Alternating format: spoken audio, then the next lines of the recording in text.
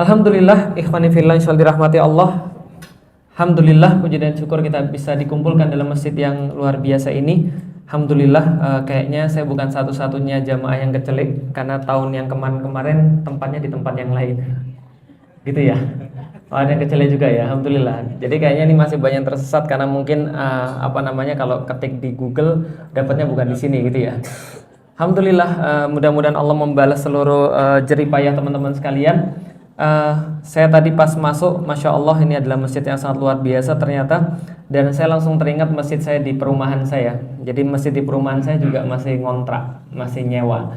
Tadi saya ngobrol-ngobrol sama takmirnya, ini masjid masih nyewa, alhamdulillah.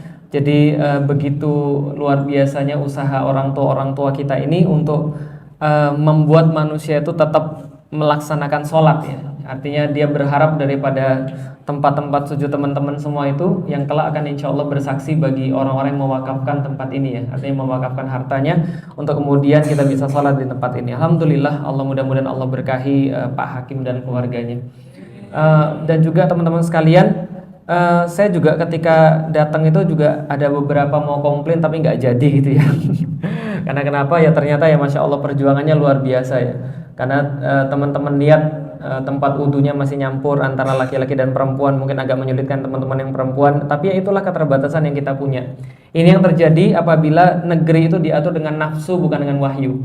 Makanya sesuai dengan apa yang kita sampaikan pada ini, wahyu dan nafsu, bukan menyinggung takmirnya, enggak sama sekali. Alhamdulillah, saya tuh bersyukur banget malah masih ada yang mau ngurusin tempat sholat di tengah-tengah tempat yang ya tengah-tengah tempat yang semuanya berpikir materi kayaknya gitu ya, Masya Allah, segitiga emas gitu ya, tempat orang cari duit, tapi alhamdulillah masih ada orang yang mau ngurusin sholat.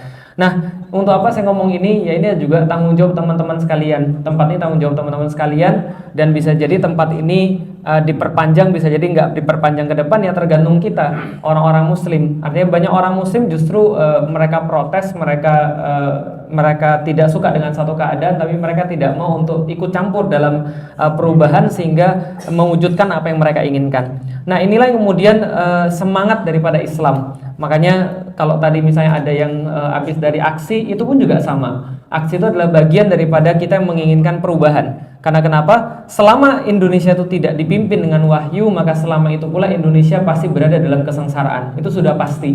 Kata siapa? Kata Allah, bukan kata saya. Kalau kata saya apalah Felix Xiao gitu ya. Tapi kalau kata Allah itu Anda layak pertimbangkan. Nah, karena itulah kemudian kita turun aksi menolak kezaliman. Lah kenapa? Ada usaha yang sangat serius dan ada usaha yang sangat jelas untuk membawa negeri ini kepada arahnya yang kepada nafsu. Gitu kan ya. Lah kenapa bisa begitu? Ya banyaklah contohnya misalnya. Karena begini ceritanya teman-teman sekalian, kalau misalnya teman-teman lihat akhir-akhir ini itu banyak usaha yang namanya deradikalisasi. Pernah dengar? Deradikalisasi. Oh, belum pernah dengar. Kalau radikal sudah pernah dengar? Radikal gitu kan ya. Pemerintah berusaha mengurangi paham radikal. Pernah dengar? Paham radikal sudah masuk ke dalam rohis. Pernah dengar? Paham radikal mulai masuk ke dalam pengajian-pengajian. Ustadz-ustadz radikal itu perlu kemudian ditahan dan sebagainya. Kata-kata radikal ini jualannya laku. Lah kenapa? Karena kalau sudah tentang radikal itu pasti ujung-ujung kepada umat Islam. Makanya kemarin ada sebuah penelitian yang dilakukan oleh Wahid Institute. Saya ngomong saja institutnya. Wahid Institute itu meneliti radikalisme di kalangan anak-anak SMA. Nah, yang dijadikan tolak ukur apa? Yang dijadikan tolak ukur orang-orang radikal adalah mereka memaksakan nilai-nilai agama mereka untuk diterapkan dalam kehidupan. Pertanyaannya siapa? Orang muslim yang nggak mau nilai agamanya diterapkan dalam kehidupan. Kalau nggak mau, berarti dia bukan muslim sebenarnya, tapi lebih kepada muslim sekuler gitu kan ya.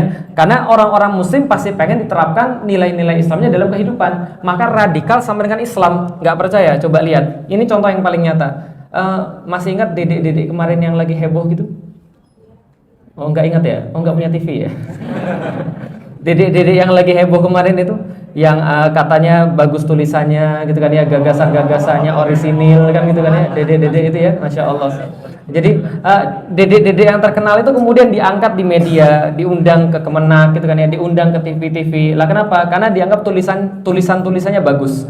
Karena dianggap tulisan-tulisannya adalah tulisan-tulisan yang membongkar, tulisan-tulisan yang idealis dan sebagainya. Terlepas dari awal, terlepas plagiarisme plagiarisme atau tidak, gitu ya, terlepas itu semua. Tapi saya sebagai seorang penulis, Mas, ketika baca, ini kan ide liberal yang lama, gitu kan ya. Ini kan ide-ide orang liberal yang lama, menganggap semua agama itu sama, agama itu warisan dan sebagainya. Terlepas daripada plagiarisme itu, teman-teman sekalian, tapi ternyata apa yang terjadi? Kita bisa lihat diundang ke istana, gitu kan ya, diundang kemudian ke media ini, diundang ke media itu. Apa yang ditunjukkan di situ, teman-teman harus lihat di belakangnya. Jadi kalau lihat kejadian itu, jangan lihat kejadian di depannya, lihat kejadian di belakangnya. Apa yang diinginkan oleh penguasa ketika dia melakukan pada dede-dede itu, gitu kan ya. Apa yang pengen ditunjukkan, bahwa kalau Anda pengen dianggap berprestasi, kalau Anda pengen dianggap sebagai masa depan bangsa, kalau Anda ingin dianggap sebagai sebuah bibit yang mencerahkan bangsa, berarti Anda harus berbuat sesuatu yang itu melawan agama. Bisa difahami, teman sekalian? Dengan berkata misalnya semua agama sama, agama itu warisan, kitab suci itu tidak suci dan sebagainya, pasti Anda langsung terkenal dan langsung kemudian dianggap masa depan bangsa. Paham, teman sekalian? Nah, ini pengen ditunjukkan. Maka usaha deradikalisasi itu sebenarnya kalau kita lihat sama dengan apa? Deislamisasi. Lah kenapa? Karena penguasa zaman sekarang itu tidak suka bahwa ada orang-orang yang semakin islami, gitu loh. Makanya kemudian ketika ada rohis semakin bagus, kata-katanya beda. Kata-katanya rohis semakin islami, awasi. Tapi giliran kemudian LGBT, gitu kan ya, ada fanpage-nya, like-annya 3.000 orang, gitu kan ya, ketangkap kemudian ada fanpage baru yang di universitas-universitas di Malang dan sebagainya. Apa yang dikatakan? Kita harus menghormati hak-hak LGBT, kan gitu. Nah, ini terjadi.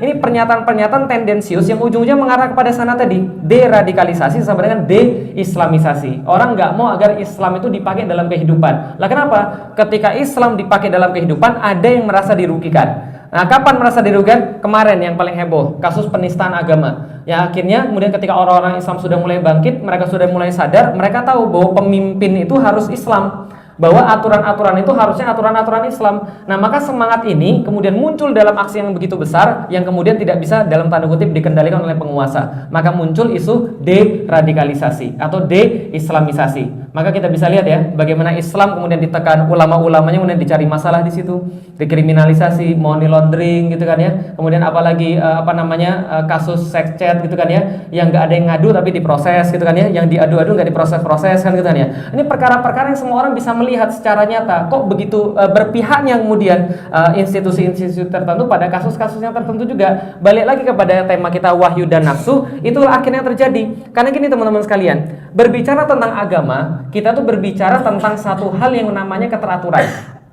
Karena agama itu membawa seseorang pada keteraturan. Kalau seseorang tidak pakai agama, hidupnya tidak akan teratur. Jadi gini, teman-teman, coba kita pikir dulu begini. Pernah nggak merasa nggak mau beragama? Pernah nggak merasa nggak mau beragama?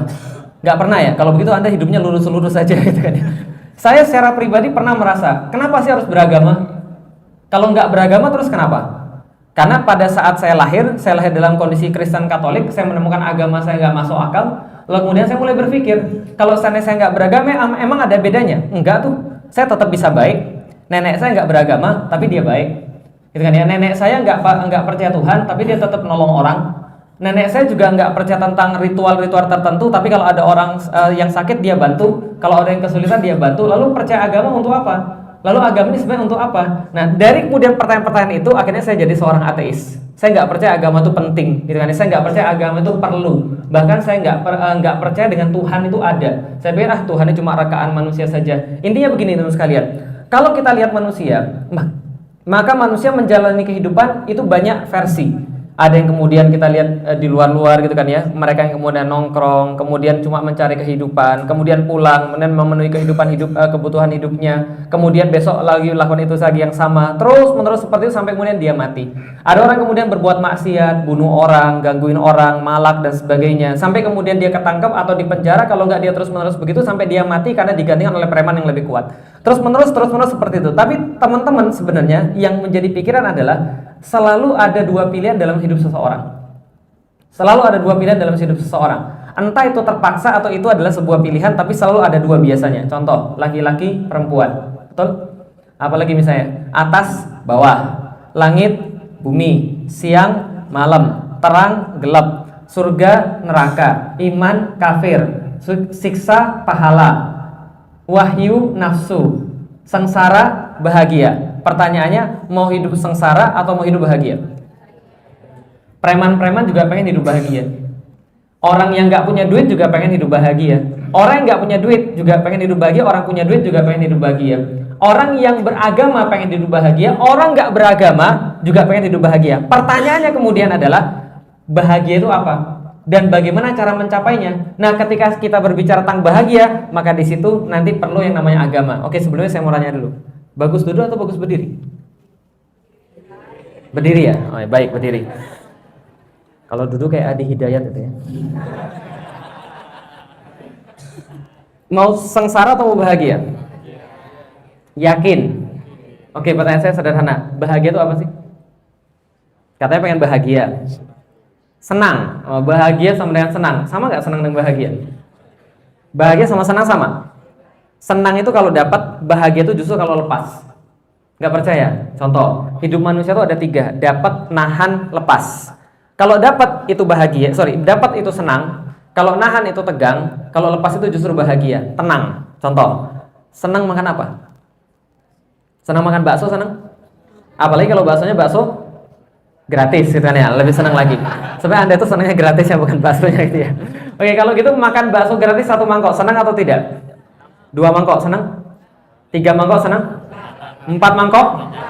Udah mulai kejeng ya. Artinya tahu kan ya, kalau dapat senang, tapi kalau ditumbuk terus itu pasti tegang. Makanya jangan sering numpuk. Makanya jangan sering nahan. Kalau nahan itu tegang. Nah, kayak wajah-wajah Anda nih, depan-depan saya ini wajah tegang semua. Kenapa? Menahan kejombloan sudah lama gitu ya, Masya Allah. Nahan tegang, lepas baru tenang. Nah, makanya kalau orang sudah tegang perutnya, pergi ke belakang, lepas dia tenang. Tenang itu sebenarnya lebih dekat kepada bahagia. Tapi kebanyakan orang-orang Indonesia itu salah mengartikan bahagia dengan menganggap bahagia sama dengan materi. Betul atau betul? Ibu-ibu kalau sana punya anak, anaknya pergi ke sekolah, ibu-ibunya pesan, nak belajar yang baik ya, biar besok jadi orang sukses. Menurut ibu-ibu itu kira-kira sukses itu apa sih? Sukses itu apa sih kira-kira? Banyak duit. Oke, gini ibu-ibu sekalian, anak yang keluar dari BMW sama anak yang keluar dari tukang becak, dari becak lebih bahagia mana? Yang keluar dari BMW atau yang keluar dari becak? Becak, yakin? Yang keluar dari becak? Kayaknya enggak deh.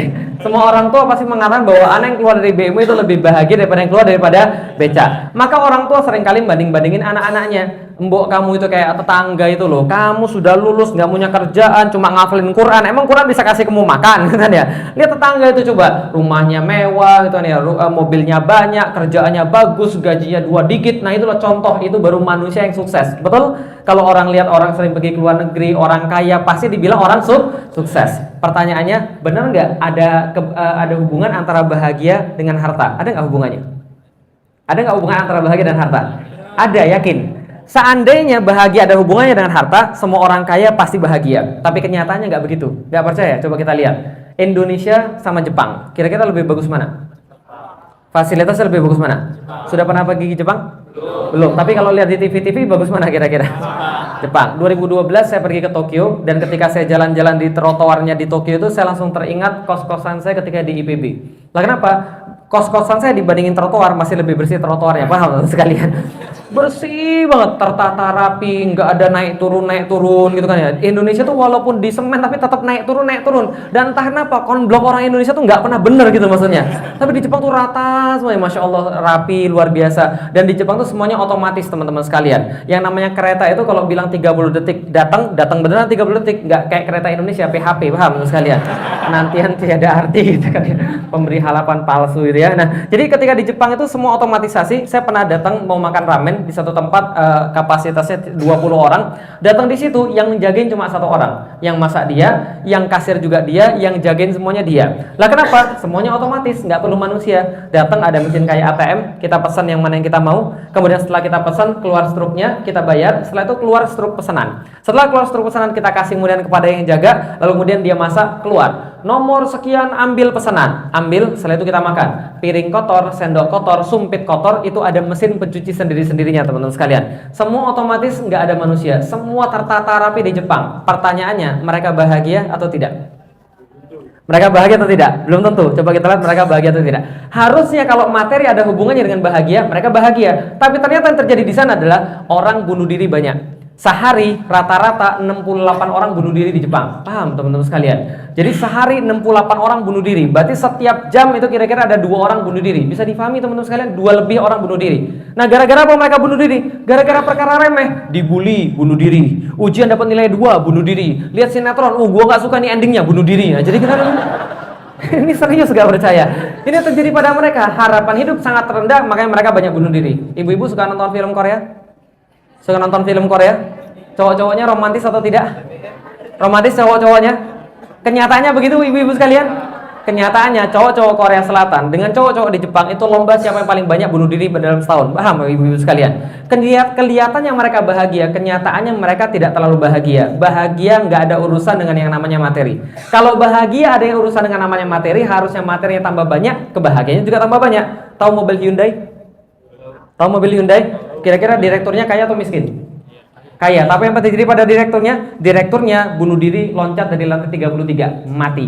Nah, kenapa? Dia gajinya 2,5 juta, mungkin mikirnya begini, duit sudah banyak, anak sudah punya, mobil sudah banyak, kerjaan juga bagus, rumah juga sudah ada, yang belum apa? Mati aja deh. Nah, jadi kira-kira gitu. Hidupnya tidak bahagia, walaupun orang lain mengira hidupnya bahagia. Berarti belum tentu orang punya duit banyak itu kebahagiaannya juga tinggi. Bisa difahami teman-teman sekalian.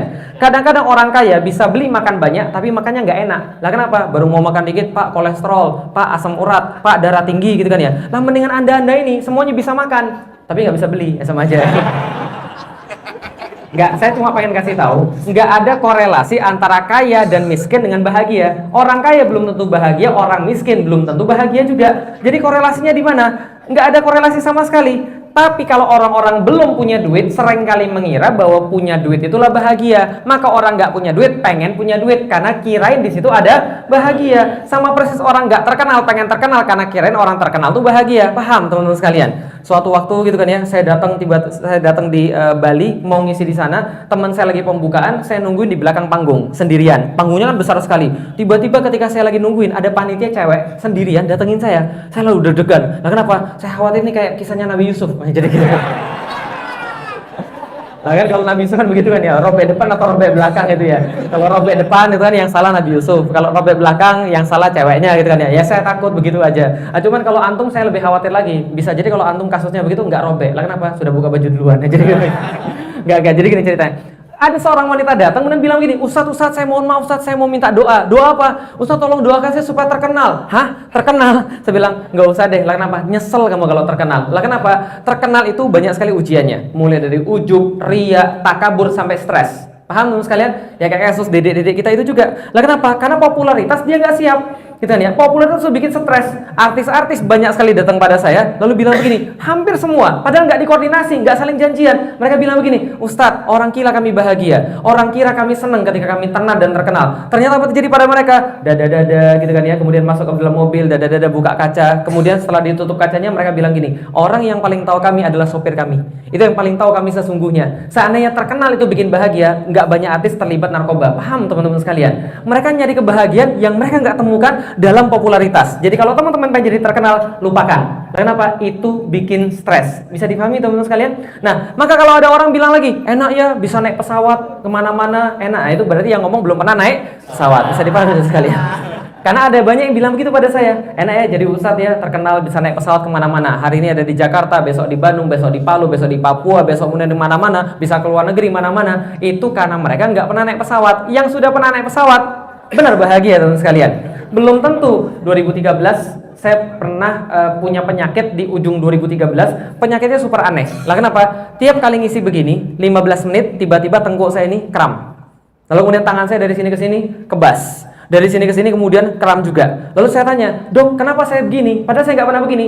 Mungkin Anda kira karena Ustadz ngomong, kalau ngomong nggak ada kayaknya ngirup oksigen kayaknya dan makanya nggak, ternyata nggak begitu juga. Dokter kemudian bilang, "Ustadz coba cek darah." Saya cek darah, nggak ada masalah. Cek badan, nggak ada masalah.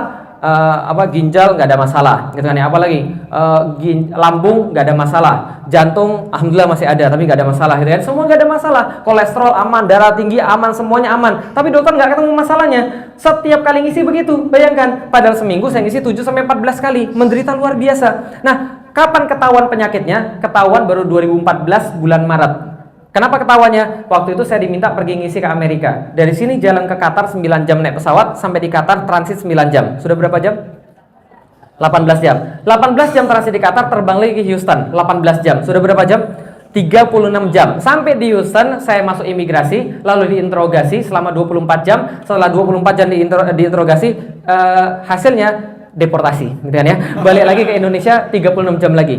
Lebih daripada 3 hari 3 malam saya di jalan. Tapi apa yang terjadi? Pulang di Indonesia penyakit saya hilang total. Lah kenapa? Dokter baru tahu. Ustadz, kita baru tahu penyakitnya apa. Setelah sembuh baru tahu. Apa penyakitnya? Depresi. Paham? Bayangin, Ustadz menderita depresi.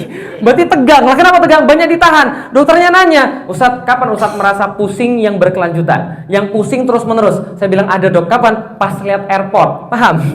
Jadi pas saya lihat airport itu, masuk Soekarno-Hatta itu, saya pasti pusing. Nah, kenapa? Ternyata saya belum melegowo, belum kemudian total untuk ninggalin anak-anak dan istri di rumah. Karena bagi saya tempat paling nyaman tuh di rumah, tidur sama anak dan istri. Paham teman-teman sekalian? Ketika suruh keluar kota, stres teman sekalian, depresi. Ini yang terjadi. Orang kira naik pesawat itu enak, yang naik pesawat depresi. Bahagia, tidak ada urusan dengan yang namanya materi. Paham sampai di sini teman-teman sekalian? Oke, kalau gitu sebentar, saya cek dulu ini jam berapa ini sudah nih. Oh, masih lama, alhamdulillah. Nah, jadi kalau gitu bahagia itu ada di mana? Bahagia nggak ada urusannya dengan yang namanya materi. Lalu urusannya di mana? Nanti kita akan sampai pada kesimpulan. Kesimpulan daripada hari ini adalah taat pasti bahagia, maksiat pasti sengsara. Ulangi, taat pasti, maksiat pasti, taat pasti bahagia, maksiat pasti sengsara. Disitulah kemudian fungsinya agama. Karena itulah kemudian kita doa setiap hari pada Allah 17 kali sehari, ihdinas siratal mustaqim. Ya Allah, tunjukkanlah kami jalan yang lurus, siratal ladzina an'amta alaihim ghairil maghdubi alaihim waladdallin. Lah kenapa? Karena kita minta pada Allah, ya Allah, yang kami minta itu jalan orang-orang yang baik, jalan orang yang menghidupi jalannya dengan banyak nikmat di dalam kehidupannya, bukan jalannya orang yang tersesat dan bukan jalannya orang yang dimurkai. Karena orang yang dimurkai dan orang yang tersesat jalannya pasti nggak enak. Hidup cuma sekali. Pertanyaannya, hidup yang cuma sekali ini berapa banyak yang Anda coba-coba? Berapa banyak kemudian Anda menjalankan sesuai dengan perintah yang pasti benar? Bisa dipahami teman-teman sekalian. Karena banyak orang hidup di dunia yang sekali ini trial and error. Gitu loh. Kalau error balik lagi. Kalau kemudian error kemudian coba lagi. Kalau error coba cara yang lain. Iya, kalau bisa dicoba. Kalau nggak bisa dicoba, coba bayangkan. Teman-teman sekalian, lihat Indonesia. Kira-kira Indonesia berlandaskan wahyu atau nafsu? Coba lihat ya. Taat pasti bahagia. Maksiat pasti sengsara. Kalau taat pasti bahagia dan taat itu adalah wahyu. Kalau maksiat pasti sengsara dan maksiat itu pasti nafsu. Coba kita lihat orang Indonesia, taat atau maksiat? Wahyu atau nafsu? Bahagia atau sengsara? Coba lihat orang Indonesia. Orang Indonesia kalau harga minyak naik, sengsara atau bahagia? Orang Indonesia kalau harga minyak naik, sengsara atau bahagia? Harga minyak naik, dia sengsara. Lah kenapa? Dia bilang begini, Pak, kalau harga minyak naik, berarti transportasi naik. Kalau transportasi naik, berarti kita harus bayar duit lebih banyak lagi. Berarti kita sengsara. Kalau harga minyak turun, sengsara atau bahagia? Sengsara atau bahagia? Sengsara juga. Lah kenapa? Dia bilang lagi, Pak, kita ini negara pengekspor minyak. Lah kalau harga minyak turun, berarti ekspor kita berkurang. Kalau ekspor kita berkurang, berarti defisit neraca. Kalau defisit neraca, berarti kita berkurang pendapatannya. Berarti itu sengsara juga, bisa dipahami. Harga minyak naik, sengsara. Harga minyak turun juga, sengsara. Oke, kalau gitu kita lihat. Musim kemarau, orang Indonesia sengsara atau bahagia? Musim kemarau, orang Indonesia sengsara atau bahagia? Sengsara. Anda nggak lihat tuh orang jualan galon banyak sekali gitu kan ya? Cuma untuk mandi aja beli air gitu kan ya? Kemarau sengsara. Kalau musim hujan, sengsara juga, bisa dipahami sekalian. Nah, itu nggak benar semua kan ya, sengsara semua. Kemarau sengsara, hujan juga sengsara. Coba orang Indonesia coba lihat, pengen kawin gitu kan, pengen nikah terus kan ya, baper gitu kan. Lihat pasangan itu kan ya, kemarin pas Muzammil nikah gitu kan ya, langsung hari berkabung nasional itu kan ya. Kenapa? Ahwat-ahwat pada baper. Lah kenapa? Lihat fotonya, ya Allah pengen banget nikah. Yang belum nikah pengen nikah, yang sudah nikah nyesel. Lah kenapa? Hidupnya trial and error. Nikahnya bukan karena Allah, nikahnya nggak ngerti Islam. Akhirnya apa tuh jadi? Cekcok rumah tangga, 3 bulan cerai, 3 bulan cerai. Dan banyak aktivis yang juga begitu, datang pada saya, Ustadz tolong Ustadz tolong rumah tangga kami di ujung perceraian Ustadz. Lah kenapa? Banyak hal-hal yang ternyata mereka nggak ngerti dalam agama, yang kalau mereka ngerti harusnya nggak terjadi. Saya sama istri saya nikah tahun 2006 nikah sampai sekarang 2017, 11 tahun teman-teman sekalian. Dan saya jamin seandainya saya nggak punya Islam, dari dulu saya sudah masalah besar sama istri saya. Bisa difahami teman sekalian. Jangan kira Ustadz rumah tangganya biasa, rumah tangganya lurus-lurus saja. Enggak juga gitu. Setiap orang punya masalah pasti rumah tangganya. Tapi kalau saya nggak ngerti Islam, mesti hidupnya masalah. Makanya banyak orang nikah nyesel, bisa dipahami teman sekalian. Lah kenapa? Karena nikahnya tidak berlandaskan wahyu, nikahnya tidak berdasarkan aturan yang benar. Karena untuk menyelesaikan banyak perkara itu juga bisa banyak aturan, tapi hanya bisa satu yang hidupnya benar. Contoh misalnya begini. Contoh misalnya, kalau Anda lihat cewek naksir atau enggak? Yang jomblo katanya, yang jomblo. Yang jomblo bohong dosa loh. Yang jomblo kalau lihat cewek cantik naksir atau tidak? Itu normal atau tidak? Normal. Kalau lihat anda lihat saya naksir, nah itu baru tidak normal sekalian. Anda lihat cewek cantik naksir, wajar atau tidak? Wajar. Pertanyaan saya, itu kan masalah. Cara untuk menghilangkan masalah ini apa? Cara untuk menghilangkan masalah ini apa? Nikah satu. Yang kedua? Pacaran. Yang ketiga? LDR. Yang keempat? PHP. Yang kelima? HTS. Hubungan tanpa status. Yang berikutnya TTM, teman tapi mesum dan sebagainya kan itu ya. Anda punya banyak cara untuk merealisasikan atau untuk memenuhi kemudian syahwat Anda itu. Gitu kan ya. Tapi pertanyaannya, yang mana yang tidak merugikan kan gitu kan ya? Itu baru satu urusan, belum lagi urusan yang lain. Anda mau makan, gimana cara memenuhinya? Anda mau punya mobil, gimana cara memenuhinya? Anda mau punya kemudian sesuatu yang lain, bagaimana cara memenuhinya? Nah, ini ada pilihan-pilihan. Tapi selalu pilihan ini antara wahyu dan nafsu. Kalau wahyu pasti membawa pada kebahagiaan, kalau nafsu pasti membawa pada kesengsaraan. Bisa difahami sampai di sini teman-teman sekalian? Nah, karena itulah yang namanya bahagia ada kaitan betul dengan Anda tahu atau tidak tujuan hidup Anda. Kalau Anda tahu tujuan hidup Anda, insya Allah Anda akan berada dalam kebahagiaan kalau caranya benar. Tapi kalau Anda tidak tahu tujuan hidup Anda, jadinya berantakan. Dan kalau paham tujuan hidup, disitulah letak yang namanya agama. Sampai di sini agak nyambung teman-teman sekalian.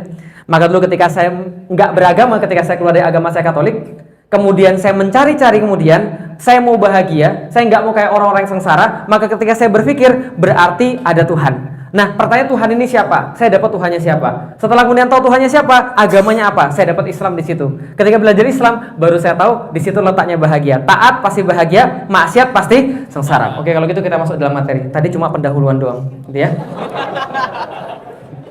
Bentar. Masih ada waktu, insya Allah, alhamdulillah. Sorry. Nah, jadi teman sekalian sudah pernah baca Bible? Belum. Hari ini teman-teman belajar baca Bible. Ini bukan penistaan agama, ini namanya ilmu perbandingan agama. Supaya teman-teman tahu bahwa agama itu juga harus diperbandingkan. Karena gini ceritanya, ada orang-orang yang nggak paham tentang agama. Lantas karena mereka nggak paham tentang agamanya dan agamanya tidak bisa dibuktikan pakai akal, maka mereka mengatakan bahwa agama tidak boleh diperbandingkan karena itu bukan urusan akal. Di dalam Islam, agama 100% urusan akal. Jelas ya? Karena itu agama itu bisa diperbandingkan layaknya ilmu-ilmu yang lain.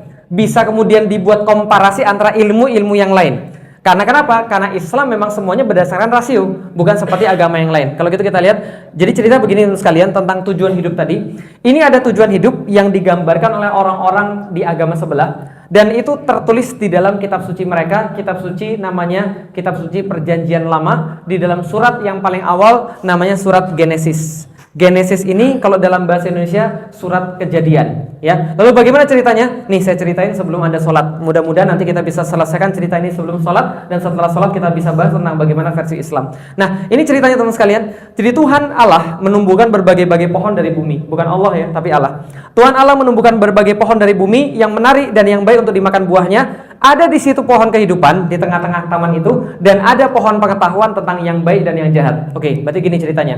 Tuhan menciptakan taman. Dalam bahasa Arab, taman namanya jannah. Dalam bahasa Aram dan Ibrani, jannah juga sama. Kan Ibrani sama bahasa Arab kan satu rumpun, gitu kan ya. Jadi ada jannah, namanya Jannatun Eden kalau dalam bahasa Ibrani. Kalau dalam bahasa kita Jannatun Aden, ya sama aja kira-kira. Ada di situ banyak sekali kebun-kebun, di situ karena kebun banyak sekali pohon-pohon. Tapi yang dimention dalam surat Genesis itu ada dua pohon yang spesial. Satu pohon pengetahuan, dua pohon kehidupan. Oke, saya tes dulu. Satu pohon, dua pohon.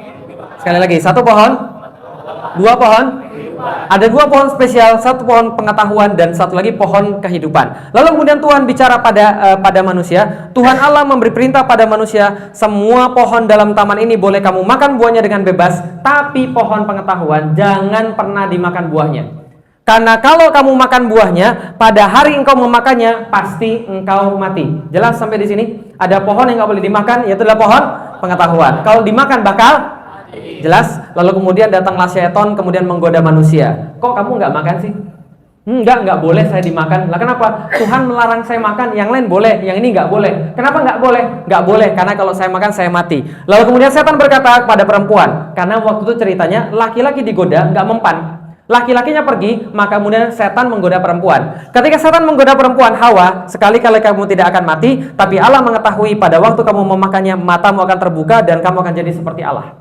Tahu yang mana yang baik dan tahu yang mana yang jahat. Sampai di sini paham? Jadi kenapa nggak boleh makan? Nanti mati. Enggak gitu kok. Nanti kalau kamu makan, justru kamu akan tahu yang mana yang baik dan yang mana yang jahat. Dimakan atau tidak? Dimakan atau tidak? Akhirnya dimakan. Apa buahnya? Huldi. Itu kan di Al-Quran. Kalau di situ buahnya, Anda suka mencampur-campur aduk. Sudah saya bilang ini bukan Al-Quran. Apa buahnya? Oh, belum tahu buahnya? Buahnya buah apel. Buah pengetahuan dalam terminologi agama sebelah itu buah apel. Itulah kenapa Anda pakai iPhone? Pakai iPhone? Itu lambang belakangnya lambang apa? Apel digigit. Tahu kenapa Steve Jobs itu ngambil logo seperti itu? Nggak tahu ya? Anda punya handphonenya, Anda punya barangnya, tapi Anda nggak pernah cari tahu dari mana logonya itu. Oh parah. Mau saya kasih tahu logonya dari mana? Steve Jobs itu orang ateis.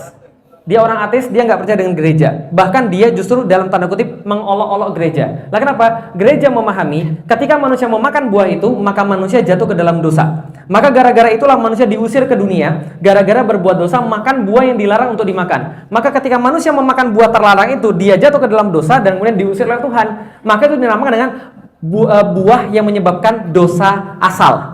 Dosa waris, bisa difahami. Tapi menurut Steve Jobs, oh enggak gitu, itu buah pengetahuan. Justru gara-gara Hawa makan itu, maka kita punya pengetahuan. Karena kalau Hawa nggak makan, Anda nggak bisa pegang iPhone, bisa difahami teman sekalian.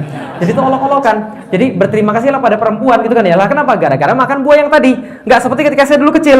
Dulu ketika saya SD gitu kan ya, ada pelajaran tentang agama, lalu kemudian setelah selesai keluar, berebutan keluar, pintu cuma satu. Yang cowok bilang, yang perempuan bilang, ladies first yang keluar. Yang laki-laki bilang, ladies first, gara-gara lo tau gue jadi turun ke dunia aja kayak gitu. Dan memang seperti itu. Dalam sejarahnya agama Kristen menganggap perempuanlah yang menyebabkan laki-laki turun ke dunia. Makanya perempuan itu dianggap otaknya lemah, akalnya lemah, dan container of Satan, perangkap setan. Makanya sampai sekarang perempuan tidak boleh ngajar agama. Bisa dipahami teman sekalian. Periwayatannya nggak diterima. Lah kenapa? Akalnya lemah dan container of Satan. Kalau gitu nggak percaya kita lihat. Setelah kemudian dimakan, maka perempuan melihat bahwa buah pohon itu baik untuk dimakan dan sedap kelihatannya, lagi pula pohon itu menarik hati karena memberi pengertian. Lalu ia mengambil buahnya dan dimakannya dan diberikan pada suaminya. Dua-duanya pun memakannya. Sebelumnya kecepatan nggak? Oh. Kalau itu saya coba kan. Sorry ya. Itu bawaan lahir ibu-ibu sekalian. Jadi dua-duanya memakannya ibu-ibu sekalian. Nah setelah dua-duanya memakannya, maka dua-duanya jatuh ke dalam dosa. Dan apa yang terjadi? Ini adalah gambar yang biasa ada ketika anak-anak Katolik belajar tentang agama. Setelah makan pohon itu, maka mereka berdua jatuh ke dalam dosa. Pengetahuan pertama yang mereka dapat adalah mereka telanjang. Maka mereka mengambil dedaunan daripada surga, menutupi kemudian aurat-auratnya, kemudian bersembunyi di balik semak-semak. Bedanya sama Islam adalah justru ketika makan, syaitan itu kemudian membuka auratnya. Jadi di dalam Islam, ketika makan buah terlarang itu, kemudian dibuka auratnya, kalau di situ dia tahu punya aurat, malah buka aurat, bisa difahami teman-teman sekalian. Nah itu bedanya. Nah setelah kemudian setelah kemudian menutupi auratnya, setelah itu kemudian petang itu mereka mendengar Tuhan Allah berjalan di dalam taman, lalu mereka berdua bersembunyi di antara pohon-pohon supaya tidak kelihatan oleh Tuhan. Kemudian Tuhannya datang lalu berkata pada laki-laki, di manakah engkau? Setelah berkata begitu, kemudian laki-laki berkata pada Tuhan, saya bersembunyi karena saya takut, karena saya telanjang. Lalu kemudian Tuhan bilang, kamu makan buah yang saya larang untuk engkau makan ya? Maka kemudian laki-laki menjawab, bukan saya. Perempuan yang engkau berikan untuk menemani saya, dia yang memberi buah itu kepada saya, lalu saya memakannya. Pertanyaannya, itu jawaban ngaku atau ngeles? Ngaku atau ngeles? Oke, perempuan ditanya, kenapa engkau lakukan itu? Saya ditipu ular, jadi saya makan buah itu. Itu ngaku atau ngeles? Pelajaran pertama, ngeles itu bukan ajaran kita. Bisa dipahami teman-teman sekalian? Ngeles itu bukan ajaran kita. Kenapa Jakarta banjir? Itu pompanya rusak, itu dari Bogor, itu dari sini, dari sana. Itu ngeles. Bisa dipahami teman sekalian? Islam tidak pernah mengajarkan ngeles, tapi Anda sudah tahu sekarang ajaran ngeles datang dari mana. Paham ya? Jadi kalau Anda kerjaannya ngeles itu bisa bahaya, tambah masalah antum, gitu kan ya? Nah, kenapa? Karena orang ngeles tidak akan pernah nyari solusi. Kenapa telat? Jakarta macet. Bagus, gitu kan ya? Kenapa telat? Karena hari ini takdirnya saya datang telat, Pak. Oh, besok bosnya bilang, hari ini juga Anda dipecat takdirnya. Jadi Lalu kemudian maka semuanya dihukum karena itu Tuhan marah besar. Tuhan marah besar, semuanya dihukum. Sesudah Tuhan Allah berkata pada ular itu, engkau akan dihukum karena perbuatanmu dari segala binatang, hanya engkau yang harus menanggung kutukan ini. Sekarang kau menjala dengan perutmu, makan debu seumur hidupmu. Engkau dan perempuan saling membenci, perempuan akan menghancurkan kepalamu dan engkau akan menggigit tumit perempuan. Jelas ini hukuman buat ular. Padahal kesian ya ular ya. Ular kan tadi kan dirasuki setan. Dia kan nggak ngerti apa-apa. Setannya pergi, dia kena batunya gitu kan ya. Kesian. Lalu untuk perempuan juga dapat masalah. Apa masalahnya? Ini hukuman buat perempuan. Tuhan berkata, ini di dalam Alkitab, ya, di dalam Alkitab. Tuhan berkata pada perempuan, aku akan menambah kesakitanmu selagi engkau hamil dan pada waktu engkau melahirkan. Tapi meskipun demikian, engkau tetap birahi pada suamimu dan engkau akan tunduk kepada dia. Artinya adalah apa? Hamil, melahirkan. Dalam ajaran agama Katolik, Kristen adalah bagian daripada hukuman Tuhan. Bisa difahami? Tahun 1000, orang Islam sudah menemukan anestesi, obat penahan rasa sakit. Dan pada waktu itu di Eropa, banyak perempuan yang meninggal gara-gara melahirkan nggak bisa nanggung rasa sakit. Maka diperkenalkan anestesi ke Eropa, ditolak mentah-mentah oleh pendeta-pendetanya. Dengan kata-kata apa? Karena obat anestesi itu bid'ah, bahasa mereka, heretik. Lah kenapa heretik? Karena perempuan yang melahirkan harus merasakan rasa sakit. Itu perintah daripada Tuhan. Paham? Itu adalah hukuman buat perempuan. Bisa dipahami ya? Jadi sakit ketika melahirkan, yang sakit banget itu ibu, itu adalah hukuman buat perempuan yang harusnya disyukuri oleh orang yang lain, kan itu kan ya? Syukurin, gara-gara lu bandel di surga dulu, maka lu kena hukuman ini. Bisa difahami teman-teman sekalian? Ngomong-ngomong, melahirkan sama disunat lebih sakit mana? Oh, nggak tahu. Lebih sakit mana, Bu? Lebih sakit mana? Oh, nggak tahu. Lebih sakit disunat. Serius? Ada buktinya. Buktinya apa? Itu orang-orang yang disunat sekali, bapak-bapak nggak berani lagi. Nah, ibu-ibu melahirkan sekali nggak kapok-kapok. Kayak itu guyonan saja. Nah, berbeda dengan orang-orang muslim. Nah, kenapa? Orang muslim ketika dia hamil itu justru bukan sebuah hal yang tabu, bukan sebuah hal yang hukuman, tapi Masya Allah, Rasul berkata, jangankan hamil sakitnya. Ketika seorang muslim itu ketusuk duri di jalan pun itu sudah menggugur dosanya. Kalau saya dia ikhlas kepada Allah, bisa difahami teman sekalian. Apalagi melahirkan. Maka ulama berkata, wajar ketika seorang perempuan melahirkan, ketika dia merasa sakit ketika pembukaan pertama, dosa-dosa berguguran daripada dia terus menerus semakin sakit semakin berguguran. Ketika bayinya lahir dalam keadaan fitrah, maka ibunya balik dalam keadaan fitrah. Lah kenapa? Sudah sakit ketika melahirkan. Enak ya? Makanya ibu-ibu nggak kapok-kapok. Gitu kan ya? Lah kenapa? Karena bayinya lahir fitrah, dia pun ikut fitrah juga. Seandainya kalau anaknya meninggal gimana? Kalau anaknya meninggal, dia ikhlas karena Allah, sabar karena ini memang Allah yang memberi, Allah yang kemudian yang mengambil, maka anaknya menunggu dia nanti di surganya Allah insya Allah. Kalau ibunya meninggal gimana? Ibunya meninggal dengan pahala mati syahid. Nah kalau dua-duanya meninggal, bapaknya kawin lagi. Jelas ya? Bagi laki-laki seperti apa? Bagi laki-laki, maka dia harus bekerja keras seumur hidupnya sampai dia mati. Karena itu adalah hukuman buat laki-laki. Hukuman buat ular ada, hukuman buat perempuan ada, hukuman buat laki-laki ada. Urusannya selesai? Urusannya selesai? Dimaafkan?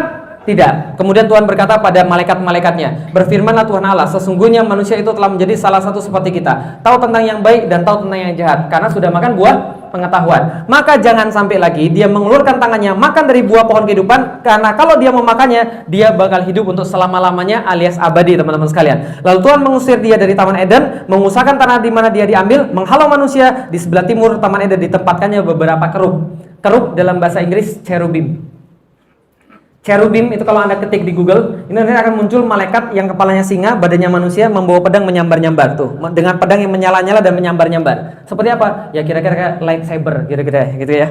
Nah, jadi untuk menjaga jalan ke pohon kehidupan. Nah, kenapa Tuhan belum memaafkan? Sampai di sini paham teman-teman sekalian?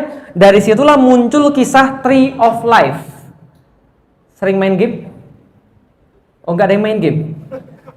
Saya tahun 90-an, yang tahun saya lahir tahun 80-an, yang tahun 80-an. Gak ada yang tahun 80-an lah ya? Yang main PS1? Tahu Legend of Legaia? Tree of Life ada. Baca Harry Potter? Tahu The Philosopher's Stone? Itu adalah nama lain daripada The Tree of Life, yang bikin hidup abadi. Karena kalau bisa makan, bisa jadi hidup abadi. Banyak sekali film-film dari Tree of Life dan sebagainya. Pernah nonton film Avatar? Ada yang pohon besar banget itu?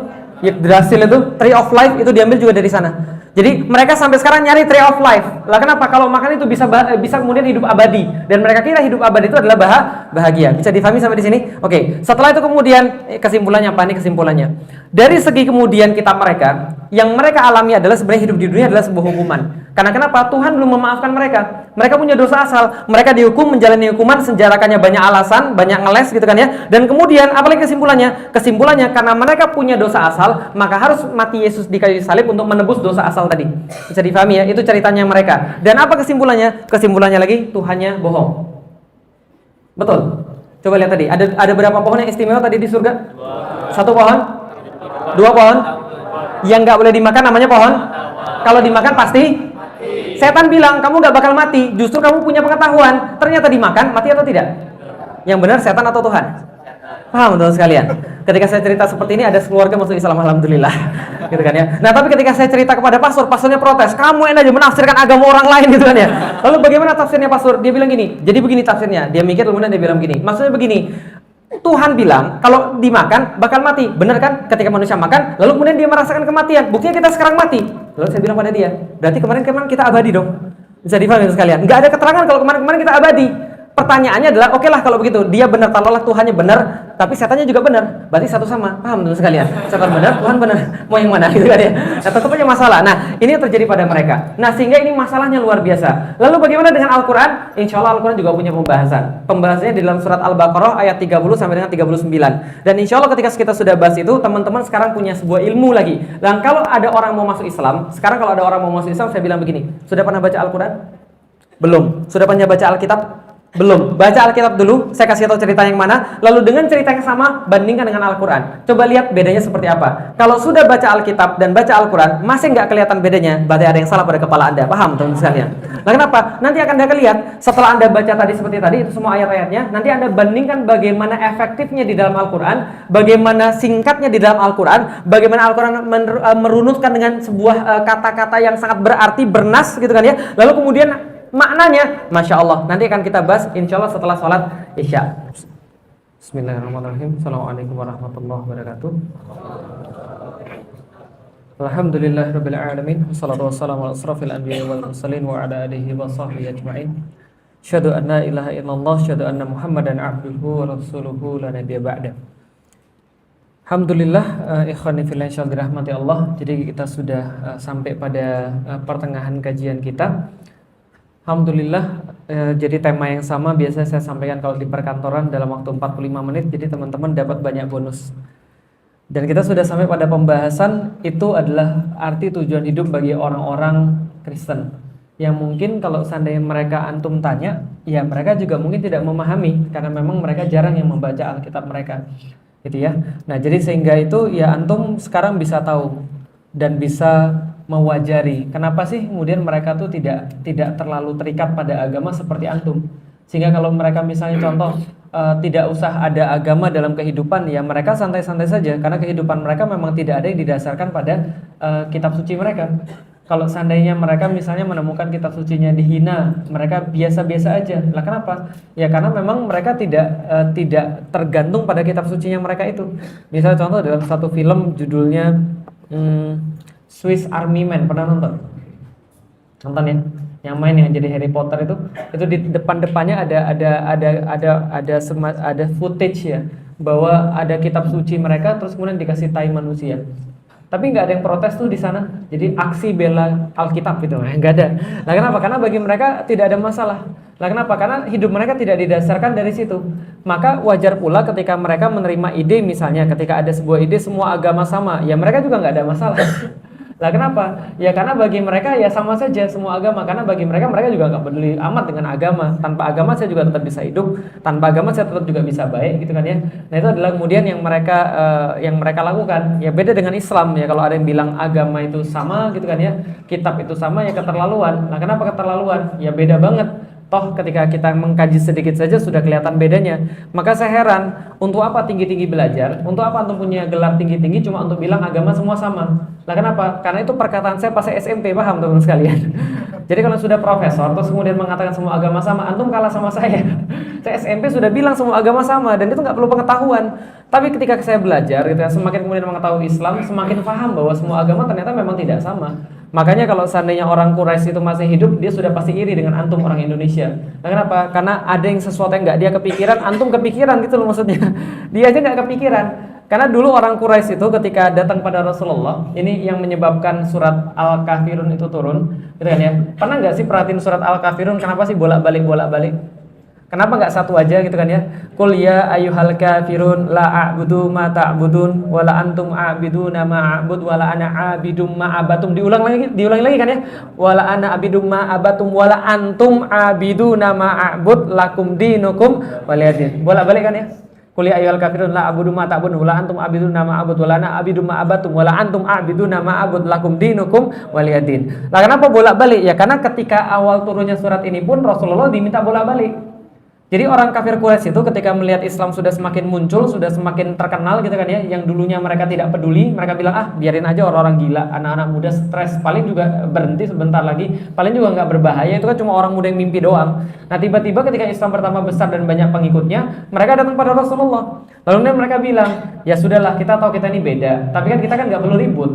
Kan beda kan bisa tetap bareng-bareng. Gimana caranya? Gini kata orang kafir Quraisy, ada tawaran pada Rasulullah Muhammad. Gini aja Muhammad, gini supaya kita tetap baik-baik. Setahun kamu nyembah sesembahan aku, setahun aku nyembah Tuhanmu. Gimana? Jadi kayak gitu. Paham maksudnya? Jadi kita bolak-balik aja, saling resiprokal gitu kan ya. Jadi kamu nyembah sesembahan saya setahun nyembah Tuhanmu. Nah itu kan enak kan ya. Jadi kita bisa bareng-bareng walaupun kita beda gitu loh. Walaupun Tuhan kita nggak sama, walaupun sesembahan kita beda, tapi kita bisa bareng-bareng. Kamu nyembah sesembahan saya nyembah Tuhanmu. Apa kata Allah langsung turun ayatnya surat Al-Kafirun tadi? Tidak bisa bolak-balik begitu lah. Kenapa? Sesembahan bukan sesembahanku bukan sesembahanmu. Kita ya lakum dinukum waliyadin. Nah maka kalau seandainya orang kafir Quraisy itu masih hidup zaman sekarang, dia mungkin iri sama antum gitu kan ya. Lah kenapa ide antum lebih bagus gitu kan ya? Semua agama sama gitu kan ya.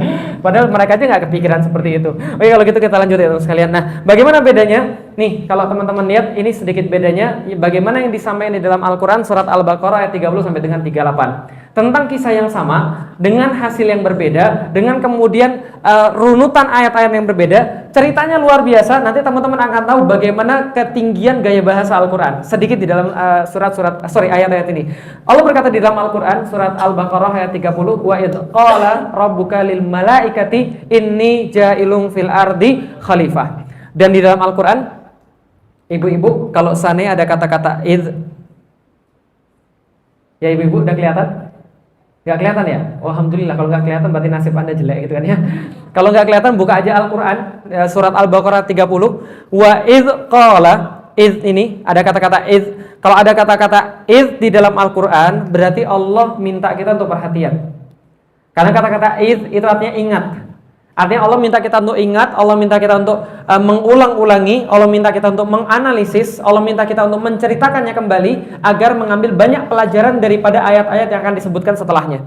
Berarti kalau ada kata-kata id, tolong perhatian baik-baik. Wa idz qala rabbuka lil malaikati inni ja'ilun fil ardi khalifah. Coba ingat-ingat baik-baik ketika Allah berfirman pada para malaikat, inni ja'ilun fil ardi khalifah. Aku ingin menjadikan seorang khalifah di atas, aku ingin menjadikan khalifah di atas muka bumi. Pertanyaannya, khalifah itu apa?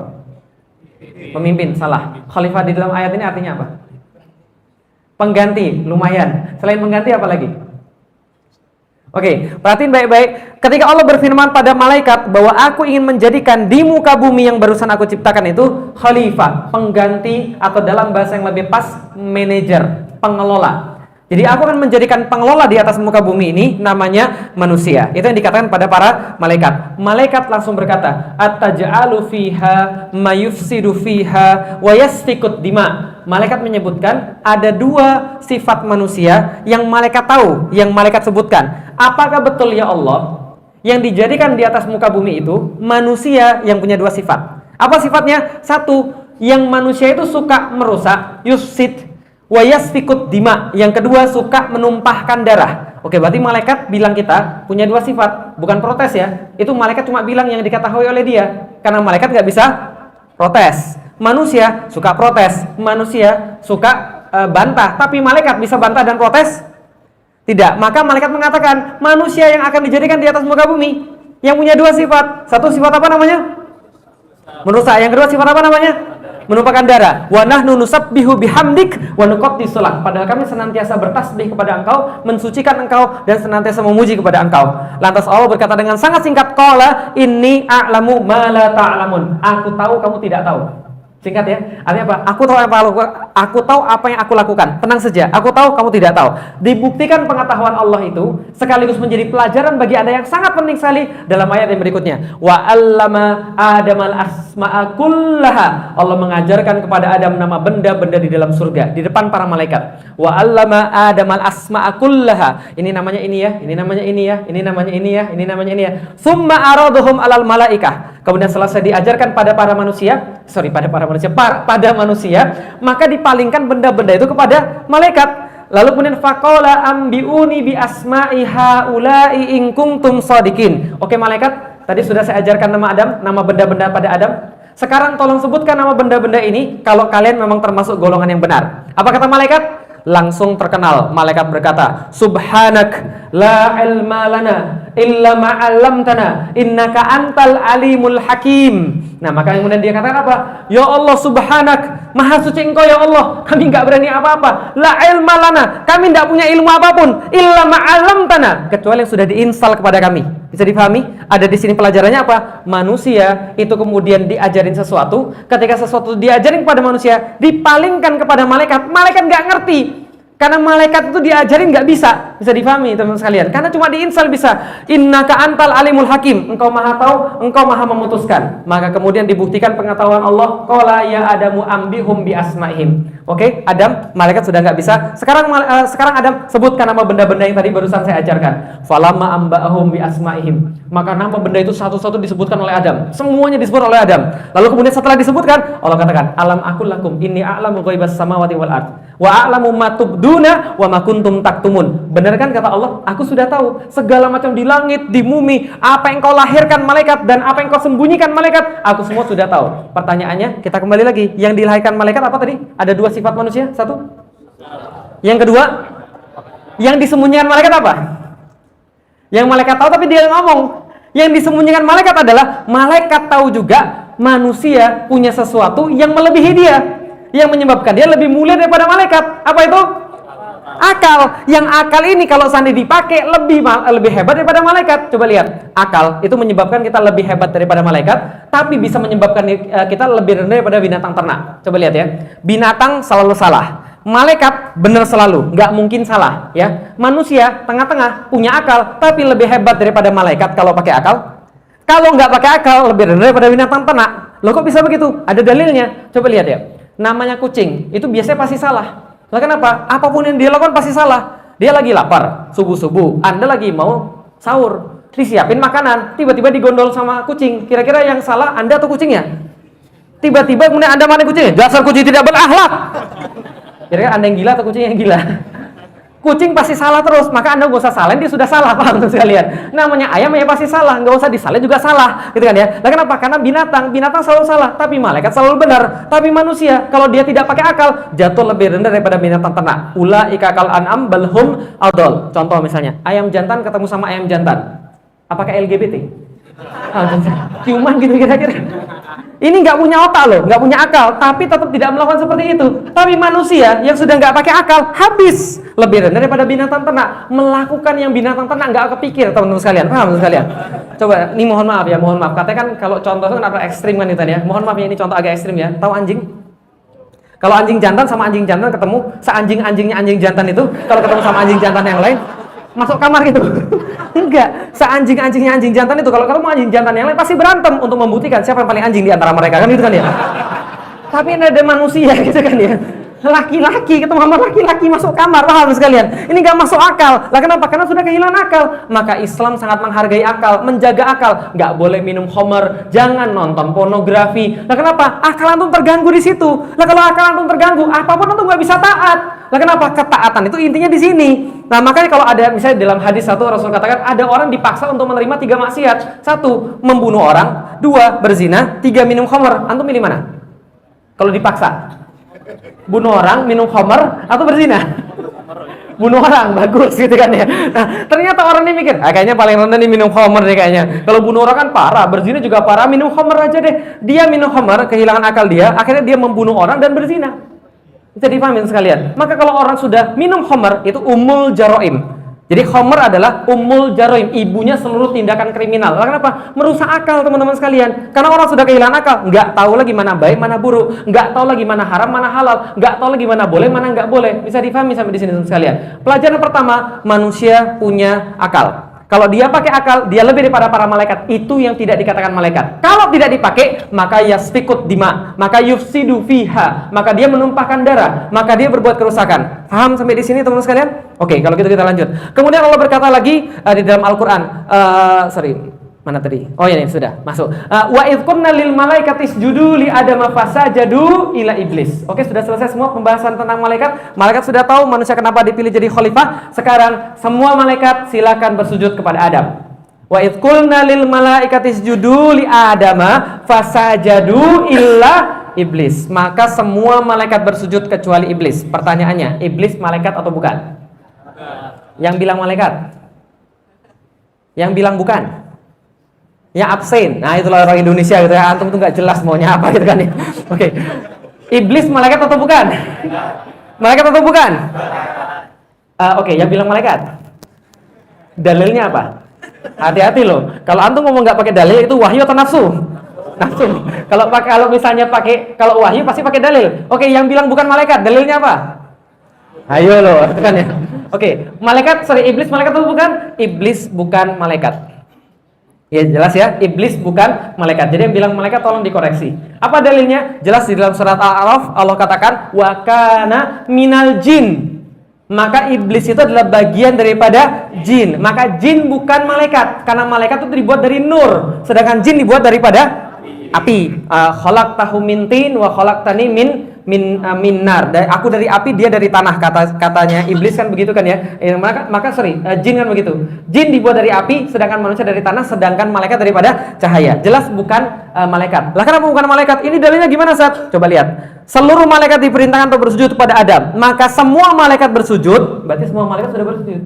Selesai sampai di sini. Illa iblis, kecuali iblis dia nggak mau. Lah kenapa iblis nggak mau? Karena iblis punya akal. Karena iblis itu jin. Jin itu dikasih akal sama kayak manusia. Maka dia tidak mau. Kenapa? Aba wastakbar. Ada dua dosa yang menghalangi seseorang daripada hidayah Allah yang paling sering. Yang pertama aba, yang kedua wastakbar. Jadi hati-hati kalau ada orang punya penyakit dua ini, itu terhalang daripada hidayah Allah. Aba itu apa? Dalam bahasa Indonesia, aba dalam bahasa Arab diterjemahkan dalam bahasa Indonesia abai. Dalam bahasa Inggris ignorance, nggak peduli. Lu gue. Dosa gue yang urus. Kenapa lu yang repot? Duit gue. Maksiat gue. Kenapa lu yang repot? Gua masuk neraka juga nggak ngajakin lu. Paham teman sekalian? Ini adalah orang-orang abai. Wastakbar. Apa itu wastakbar? Rasul katakan al-kibru batral haq wal gomtun nas. Al-kibru yang namanya sombong adalah batral haq, menolak kebenaran, yaitu Al-Quran dan As-Sunnah. Disebutkan Al-Quran, ngamuk. Sebutkan As-Sunnah, ngamuk. Ada nggak orang kayak gitu? Nah itu batral haq. Wal gomtun nas, dan meremehkan manusia yang membawanya. Dan hati-hati, yang namanya kibar ini bisa mewujud dalam hati manusia, bahkan sekecil biji zarah. Contoh misalnya, pulang dari sini pengajian, alhamdulillah ya, kita baru datang ke pengajian, masya Allah keren banget pengajiannya. Masa tapi itu tetangga itu loh dekat masjid nggak mau datang pengajian. Hati-hati, Anda udah merasa lebih baik daripada orang lain gitu kan ya. Hati-hati betul. Ana khair minhu, hati-hati. Ini adalah kemudian wastakbar wa kana minal kafirin, maka dia termasuk golongan yang ingkar. Syaitan dan pengikutnya, iblis dan pengikutnya daripada golongan syaitan. Nggak mau mereka sujud pada Adam, maka kemudian Allah katakan, ya sudah, wa qulna ya Adam uskun anta wa zaujukal jannah. Mulai mirip ceritanya? Mulai mirip cerita kayak yang tadi. Wahai Adam, tinggalilah olehmu dan juga istrimu ke dalam surga ini. Wa kulla minha ragadan haitsu syi'tum.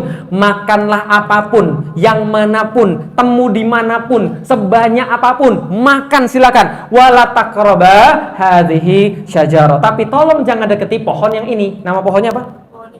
Oh, yakin? Dalilnya apa? Ayo loh. Pohon apa namanya? Kuldi, pengetahuan. Nah, ini lebih salah lagi, mencampur adukkan itu kan ya. Pohonnya namanya apa? Namanya pohonnya apa? Kuldi, salah. Namanya pohonnya apa?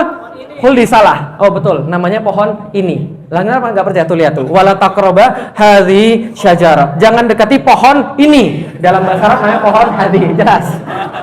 Lah Anda mungkin ketawa, Ustaz, enggak Ustaz, namanya pohon huldi. Di dalam Al-Quran ada kata-kata huldi, betul. Tapi itu tipuan syaitan. Coba baca ceritanya. Syaitan menipu manusia dengan mengatakan, ini pohon namanya huldi, buahnya buah keabadian, khalidina fiha. Kalau Anda makan di surga selama-lamanya. Setan benar atau nipu?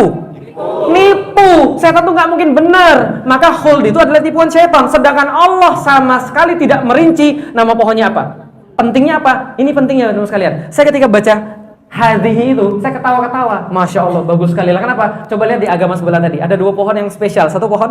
Pengetahuan. 2 pohon?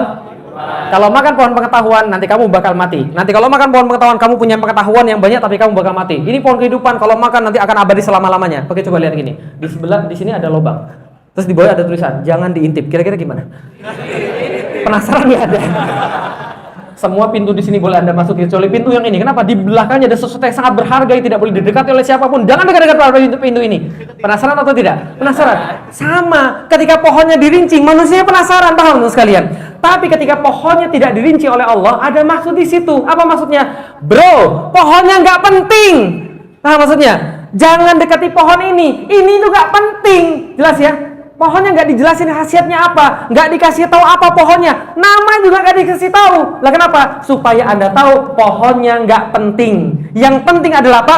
Allah yang ngasih perintah. Wala taqraba hadhihi syajarah. Jangan dekati pohon ini. Kalau kamu dekati, kamu maksiatnya sama aku, bukan pada pohonnya. Bisa difahami itu sekalian. Masya Allah, ketinggian bahasa Al-Quran. Hadhihi doang, nggak ada yang batil di dalam Al-Quran. Maka coba kita lihat. Fatakuna minaz zalimin. Kalau kamu dekati, kamu zalim pada Allah. Sudah jelas ya? Jelas. Oh sudah. Terus kemudian apa terjadi? Fa'azzalahuma syaitanu anha. Nah, maka syaitan menggelincirkan manusia. Fa'akhrajahuma mimma kana fi. Allah berkata, syaitan mengeluarkan manusia dari dalam ketaatan pada Allah Subhanahu wa taala. Allah berkata, "Wa qulna bitu ba'dukum li ba'din adu."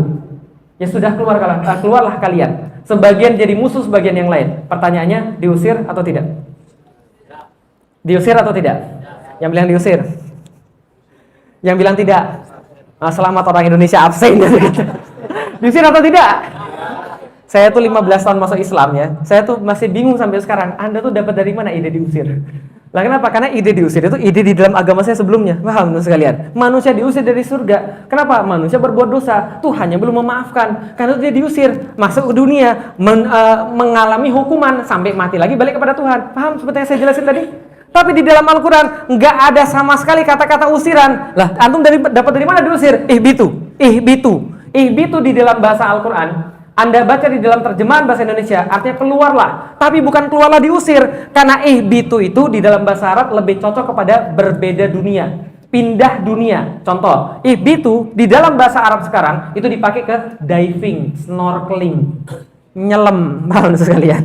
Jadi ketika orang nyelam pindah dunia kan ya, dari mana? Darat ke laut. Nah, maka ketika itu ihbitu, snorkeling, nyelam gitu kan, itu berpindah dunia. Nah, kalau dalam bahasa Arab Allah ngusir, kalimatnya bukan ihbitu. Katanya bukan ihbitu, tapi kata-kata ukhruju. Keluar, ukhruj.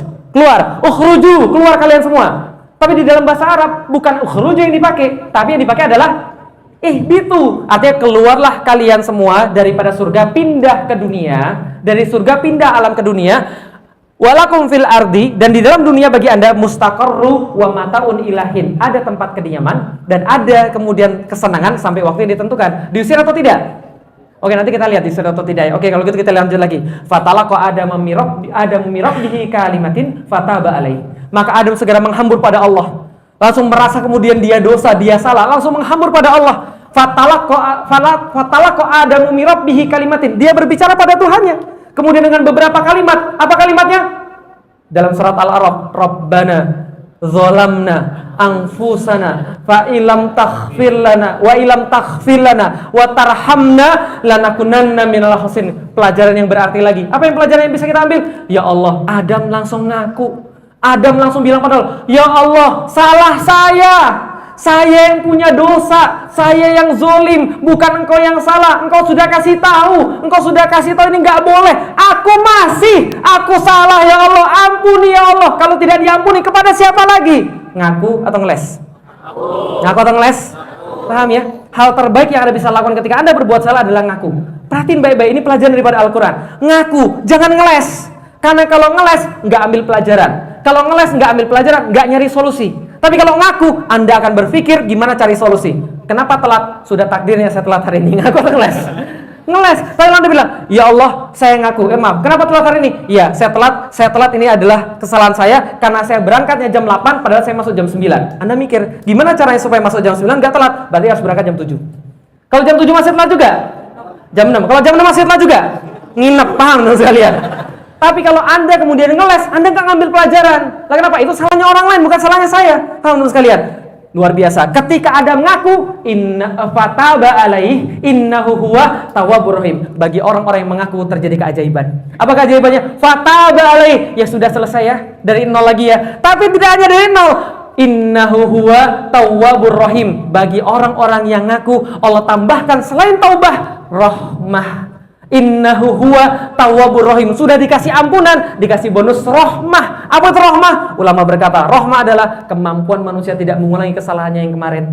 Kemampuan manusia untuk tetap istiqomah di atas jalannya Allah, di atas jalan ketaatan. Ketika itu Allah mencukupkan kehidupan dia di dunia, memberikan dia keberkahan, merasakan manisnya dalam ibadah yang tidak pernah dia rasakan. Itu rahmahnya Allah yang Allah berikan pada orang-orang yang ngaku.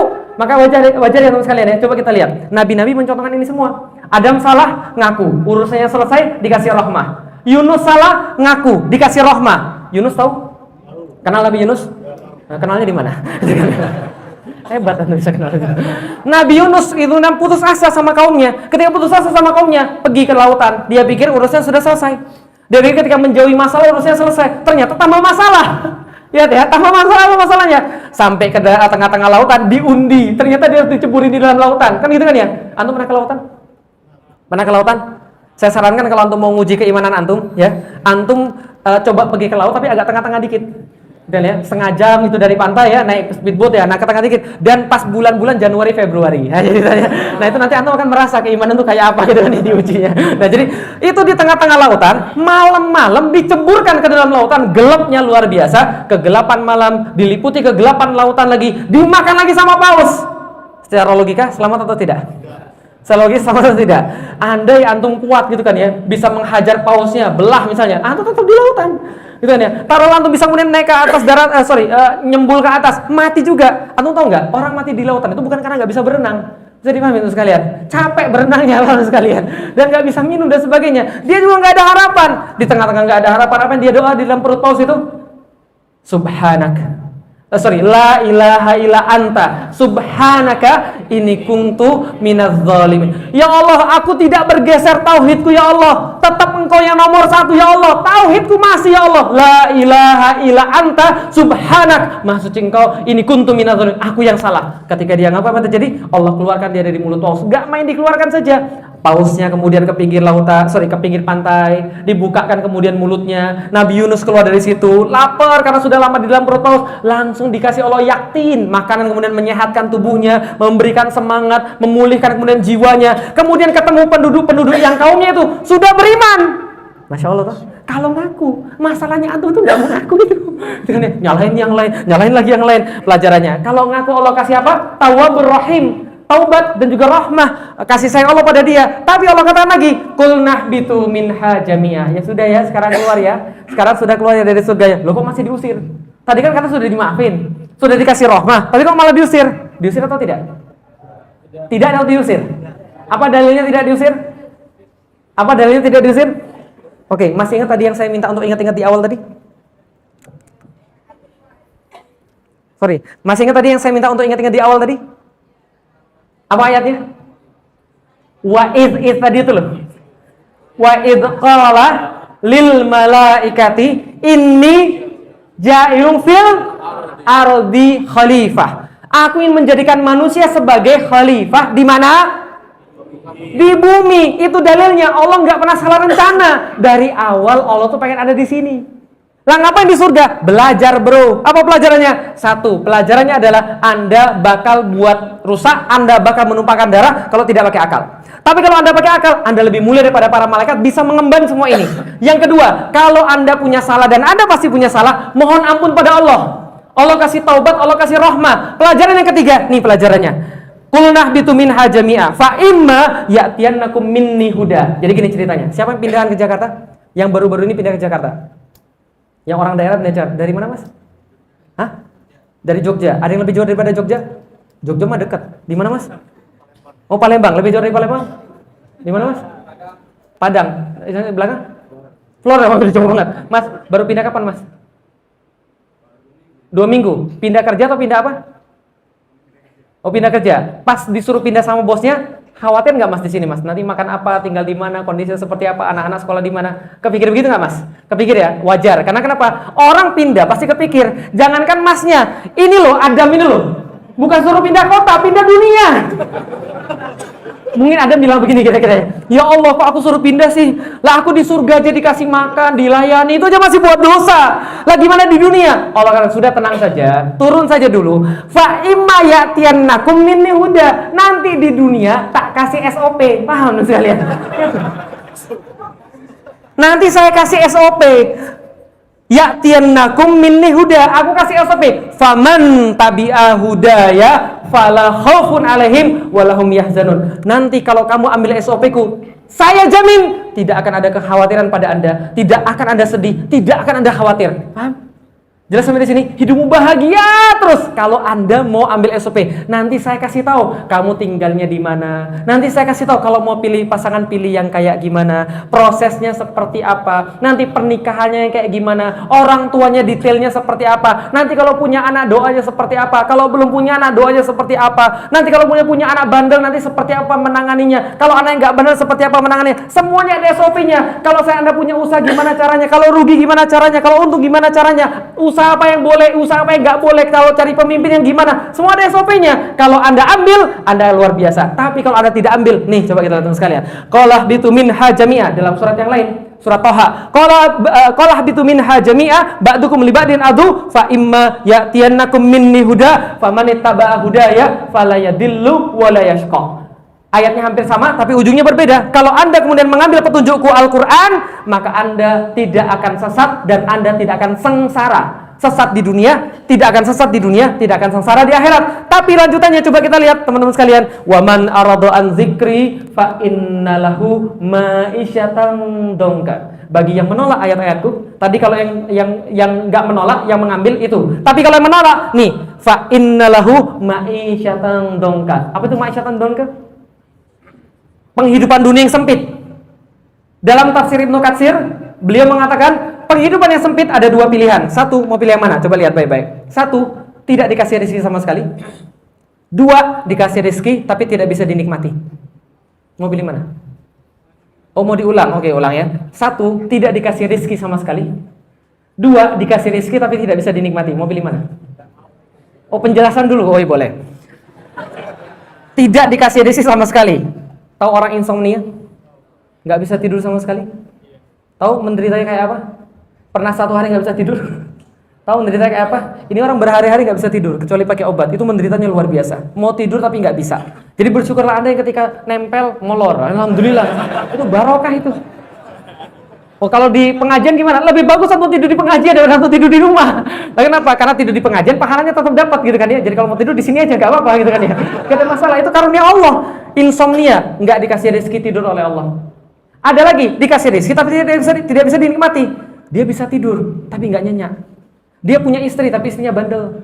Dia punya istri tapi istrinya ujian bagi dia. Dia punya anak tapi anaknya tuh ujian dan fitnah bagi dia, mikirin anaknya terus. Masya Allah, kemarin itu saya baru kemudian ada orang datang diskusi sama seorang ustadz gitu kan, saya di sebelah ustadz tadi, dia curhat, orangnya kaya luar biasa, berkecukupan, nggak kurang apapun. Anaknya mau mobil dia beliin mobil, anaknya mau apa dia beliin apa, tapi dia curhat sampai nangis. Lah kenapa? Anak ini gimana caranya? Nggak mau sholat ustadz, nggak mau sholat sampai umur segini, nangis luar biasa. Lah kenapa? Dia merasakan ujian bagi dia. Ternyata harta tidak memberikan kebahagiaan. Anaknya begitu. Bisa dimana untuk sekalian? Dikasih rezeki tapi tidak bisa dinikmati. Ada yang begitu, mau pilih mana? Yang nggak ada rezeki sama sekali, atau dikasih rezeki tapi tidak bisa dinikmati? Pilih mana kira-kira? Kalau Anda pilih berarti Anda sudah teracuni oleh pemikiran sekuler, paham sekalian? Pemikiran liberalis. Lah kenapa? Orang liberalis itu punya sebuah formula maksiat maksa, paham sekalian? Tahu maksiat maksa? Contoh begini. Pilih mana? Kafir, jujur, atau muslim korup? Paham sekalian? Maksiat kok maksa gitu kan ya? Lebih bagus mana? Zina sekali atau zina 3 kali? Ini ya. Maksiat kok maksa? Nggak usah dipilih. Maka ini bagi orang-orang yang kemudian tidak mau menaati syariat Allah, Al-Quran. Dan tidak hanya itu, yang lebih ngeri yang selanjutnya, wa nasyuruhu yaumal qiyamati a'ma. Ini yang paling mengerikan. Nah, kenapa? Di dunia nggak dapat rezeki, di dunia itu kemudian susah, nggak lebih mengerikan. Nah, kenapa? Ibu-ibu ingat baik-baik, bapak-bapak ingat baik-baik, sengsara di dunia ada batasnya. Di dunia itu nggak ada yang abadi. Sengsara ya ada batasnya, nikmat ya ada batasnya, dan nggak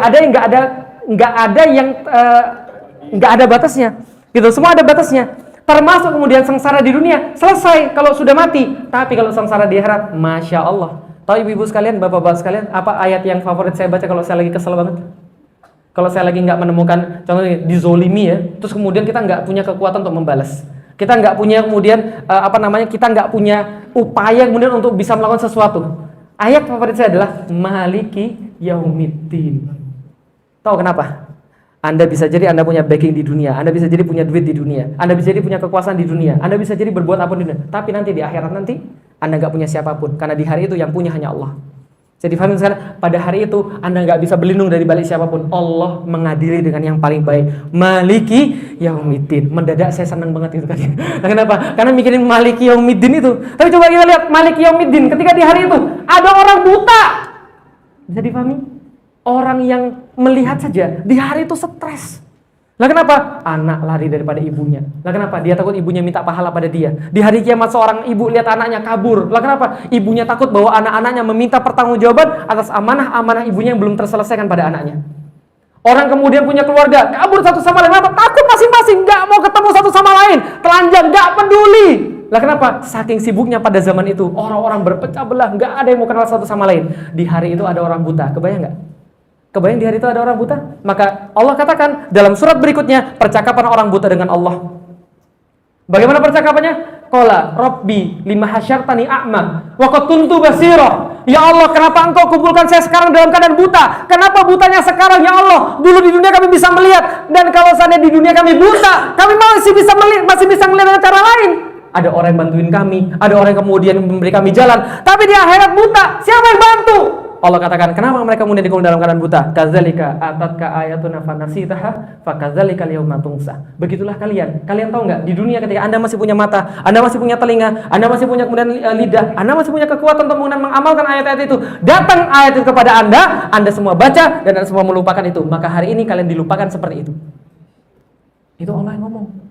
Nah, kalau manusia ngomong biasa-biasa, itu Allah yang ngomong. Bisa dipahami menurut kalian. Coba lihat, makanya kalau hidup Anda di dunia sekarang, banyak kemudian kesulitan, banyak kemudian masalah, Anda kemudian merasa berat banget di dunia. Jangan-jangan Anda ini kekeh berbuat dosa. Paham maksudnya? Anda itu mati-matian tetap dalam keadaan dosa itu, sehingga Allah itu kemudian mencabut rasa bahagia itu dari Anda. Karena kalau orang itu taat pada Allah, Allah senantiasa memberikan rasa bahagia. Bahkan kesulitannya jadi bahagia. Bisa difahami teman-teman sekalian. Orang berada di jalan dakwah, kesulitan di jalan dakwah itu maknanya nikmatnya luar biasa. Orang yang kemudian kesulitan, kemudian di jalan Allah, itu nikmatnya luar biasa. Tapi kalau Anda kemudian melakukan maksiat, lantas kemudian Anda sulit, itulah yang kemudian menyebabkan Anda sulit, karena ada maksiat. Ada yang bilang, ya Ustaz, saya maksiat tapi saya biasa-biasa aja, saya tetap hidup saya bahagia. Itu yang paling parah, paham sekalian? Paham ya?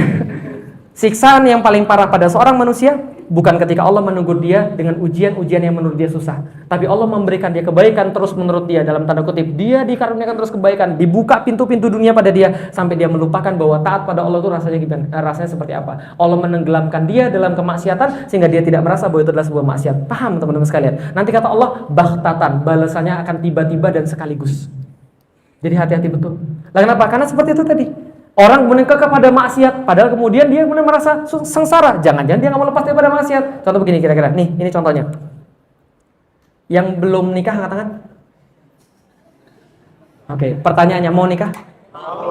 Yakin? Mau nikah yang bahagia atau nikah yang sengsara?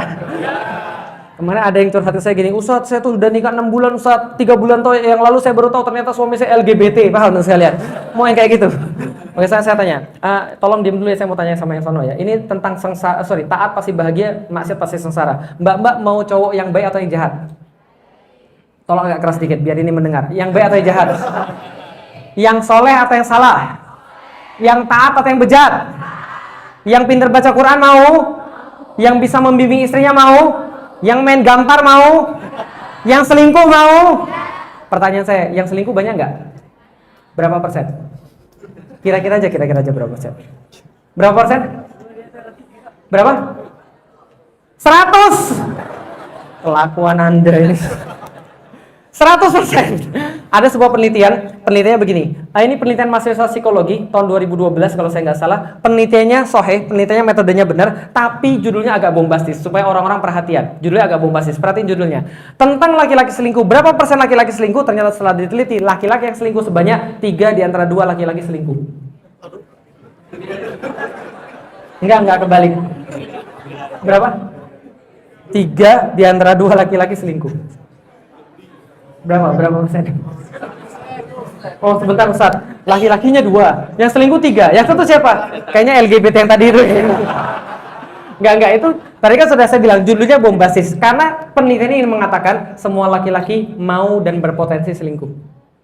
Termasuk Ustaz.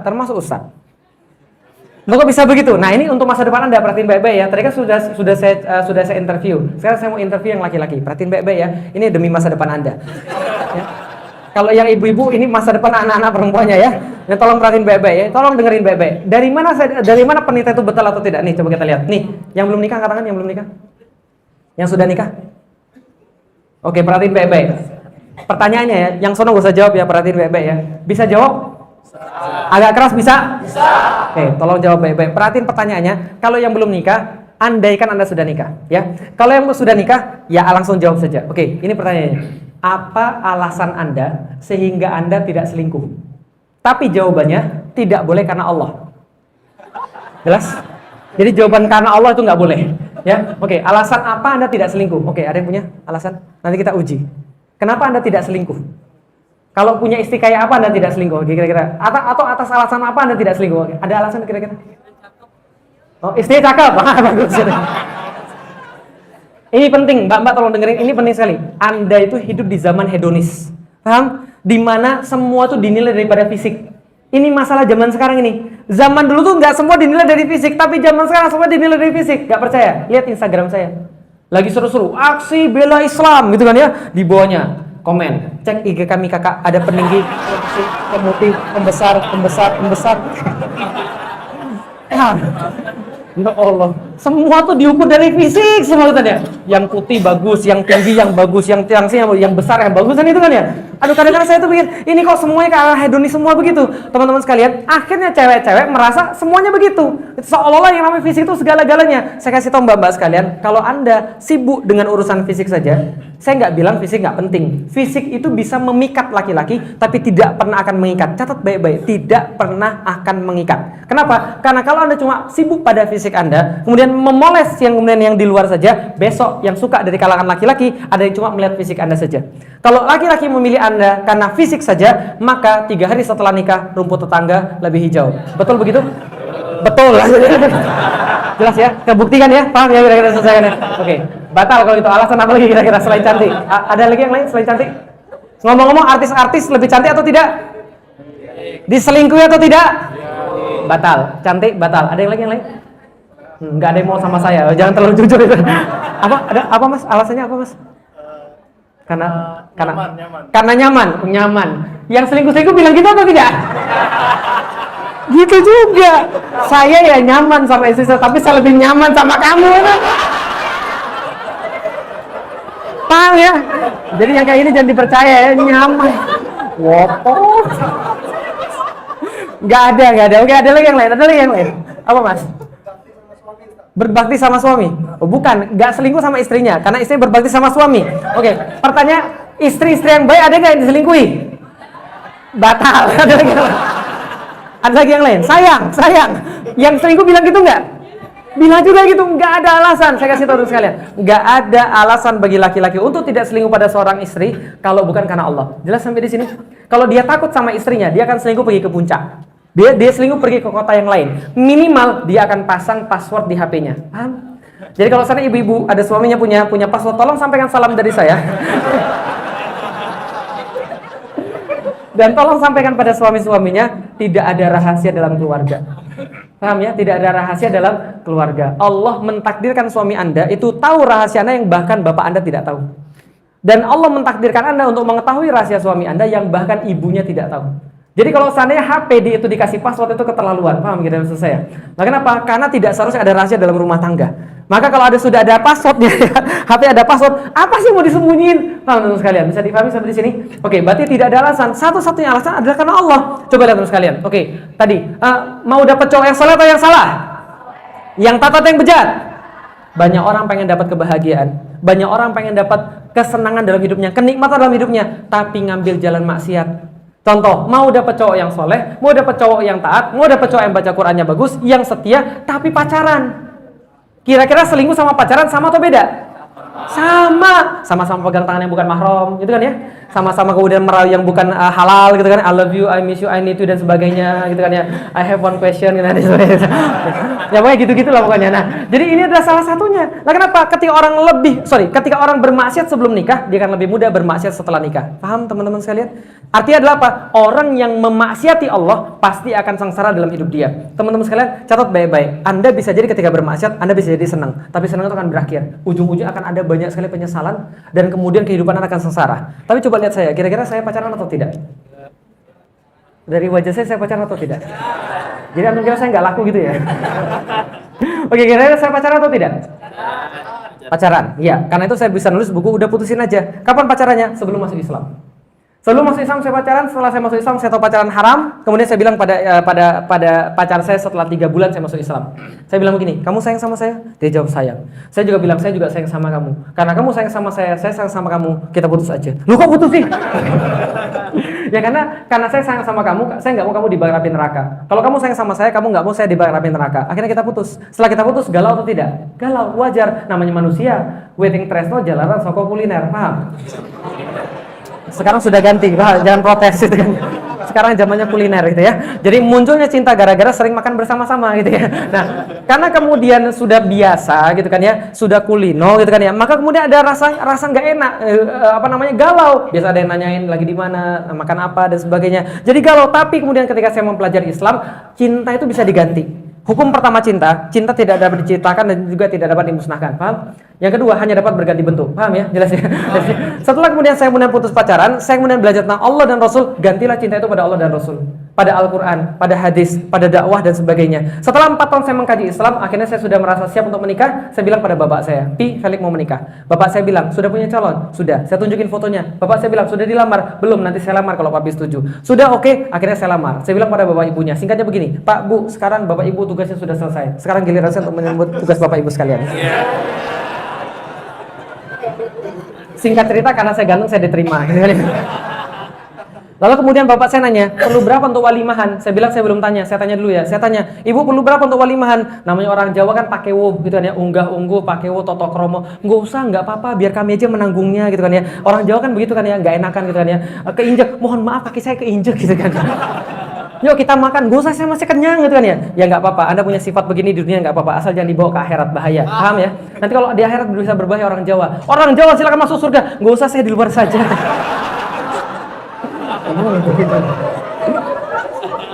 Akhirnya bapak saya bilangnya sudah kasih aja 5 juta. Bapak saya kasih 5 juta pada saya kasih pada ibu mertua saya 5 juta. Saya cuma ingin menggambarkan bahwa nikah itu nggak susah. Yang ada adalah antum yang membuat susah. Dan antum punya orang tua yang belum antum pahamkan tentang itu. Nanti kapan-kapan kita bahas tentang itu ya. Yang jelas benar 5 juta saya kasih, saya punya tabungan 1,5 juta. Bapak saya modalin lagi 3 juta. Untuk apa? Beli mas kawin. Jadi 5 juta untuk kemudian calon mertua, kemudian 3 juta untuk beli mas kawin, 1,5 juta tabungan saya pribadi. Dan itu 1,5 juta dikit banget ketika tahun 2006 sebulan gaji kira-kira begitu ya. Nah, setelah kita nikah alhamdulillah mulai ada ujian. Karena kenapa? Orang baik dapat ujian, orang jahat dapat ujian, ya. Antum mau baik dapat ujian, antum mau jahat dapat ujian. Mending baik diuji atau jahat diuji? Orang yang baik mati, orang jahat mati. Mending mati baik atau mati jahat? Paham cerita saya? Oke, saya orang baik, karena itu saya diuji gitu kan ya. Nah, ketika saya diuji, ujiannya apa? Pindah ke Jakarta nggak dapat kerjaan. Masya Allah, duit 1,5 juta habis dalam waktu kurang daripada sebulan. Ketika sebulan sudah nikah, dapat kabar. Apa kabarnya? Ternyata saya sakti mandraguna. Istri saya hamil, alhamdulillah. Gitu kan ya. Istri saya hamil, saya makin deg-degan. Lah kenapa? Ini kasih makan apa? Nggak dapat kerjaan sama sekali. Ketika nggak dapat kerjaan sama sekali, akhirnya saya bilang sama istri saya, Dik, belum rezeki Abi. Mau nggak ikut Abi jalan-jalan? Dulu kan kamu les privat 3 tahun di Bogor. Nih Abi anterin ke les privat, siapa tahu kamu dapat rezeki. Anterin 1, 2, 3, 4, nggak ada yang menerima. Akhirnya di tengah-tengah kondisi seperti itu, 2 bulan setelah nikah dapat masalah yang lain. Apa masalahnya? Istri saya keguguran. Janin itu 2 bulan, mau dikuret, harus keluar 3 juta. Sementara kalau keluar normal 700.000 aja. Mulai muncul prasangka-prasangka terhadap Allah. Betul begitu? Ya Allah, orang berzina punya anak. Kenapa saya taat sama engkau? Engkau malah kasih yang seperti ini. Masa saya kemudian orang berzina punya anak, saya enggak? Kenapa saya sangat mengharapkan ini? Kenapa enggak dikasih? Tapi kemudian saya istighfar, kemudian menjalani kehidupan lagi, taat lagi pada Allah. Akhirnya apa terjadi? Alhamdulillah ketika itu Allah kasih saya jalan keluar. Allah langsung angkat derajat saya. Saya langsung diangkat jadi penjual emas. Alhamdulillah. Mas kawin istri saya jual. Alhamdulillah. 3 juta saya beliin gelang sama cincin. Cincinnya sampai sekarang ada, gelangnya sudah hilang. Karena saya jual. Dan gelang saya jual, terus nggak cukup karena jualnya cuma dapat sekitar 2, sekian. Kemudian saya jual lagi motor istri saya. Istri saya sebelum nikah sama saya beli motor 6 juta. Second saya jual dengan harga 3 juta. Berarti sudah tangan keberapa saya nggak ngerti. Nah itu memang rasanya kayak nggak punya harga diri, paham sekalian. Nah kenapa? Karena kita mau jualin barang istri. Ih, suami macam apa itu kan itu. Tapi nggak apa-apa, yang penting kan beriman. Itu alasan suami kiri kan itu kan ya. Setelah kemudian saya jual semuanya itu, alhamdulillah saya baru bisa ganti motor istri saya 7 tahun setelah nikah. 7 tahun setelah nikah saya baru bisa ganti istri saya motor baru. Alhamdulillah, plus mobil baru. Tapi bukan itu masalahnya. Masalahnya di sini, coba lihat. Nih, setelah punya mobil, setelah punya motor, saya bilang sama istri saya, "Dek, makan di luar yuk." Istri saya bilang, "Boleh." Saya tanya lagi, "Mau pakai mobil apa? Mobil merah atau mobil hitam?" "Mobil hitam, pinjaman mobil merah, beli sendiri." Kan itu. Karena istri saya bilang, "Gak usah pakai mobil, Bi, pakai motor aja. Kan kita bisa jalan-jalan tempat dulu yang kita nggak bisa beli pas dulu, terus kemudian lebih romantis." Paham sekali ya? Jelas ya? Anda berbuat baik, Anda taat pada Allah, bisa jadi sekarang susah, tapi ingat susah ada akhirnya. Nanti setelah akhirnya susah, akan ada kesempurnaan hidup, keindahan hidup yang Allah janjikan, dan itu pasti, dan itu akan jadi cerita. Maka orang-orang yang taat pada Allah, dia sulitnya jadi cerita. Tapi kalau orang yang maksiat pada Allah, senengnya nyesel. Paham? Paham maksudnya? Ada nggak pernah orang cerita tentang kisah dulu bapak ibunya pacaran? Ada nggak? Ada nggak? Tapi kalau dia ta'aruf, Masya Allah, nanti Anda bisa cerita, dulu Abi jantan bro, datengin langsung eyangmu, langsung diterima karena Abi ganteng, kan gitu kan ya? Dia akan cerita. Kan dia nggak ada maksiat. Tapi kalau dia maksiat, dia cerita nggak? Dulu Abi begini sama ibumu, jadi gini. Dulu sebelum Abi apel tempat ibumu, Abi telepon dulu. Assalamualaikum, bapakmu ada di rumah? Kalau nggak ada, baru Abi datang. Dan ketika Abi datang, Abi lakukan ini secara detail. Apa diceritain begitu? Nggak mungkin, paham ya? Orang yang maksiat nggak akan pede untuk diceritain. Tapi kalau orang taat, insya Allah akan pede untuk diceritain. Apa kesimpulannya teman-teman sekalian? Kesimpulannya adalah teman-teman sekalian, hidup itu cuma sekali. Masa sih mau sekali hidup trial and error? Jadi teman sekalian, trial and error, kita nggak punya panduan sama sekali. Sementara Allah sudah tentuin panduan kepada kita yang pasti bahagia. Islam itu ilmu pasti. Kalau Anda melakukan ini, hasilnya ini. Anda melakukan ini, hasilnya ini. Anda melakukan ini, hasilnya ini. Pasti. Anda taat, mesti bahagia. Anda maksiat, mesti sengsara. Pasti. Ada orang pacaran.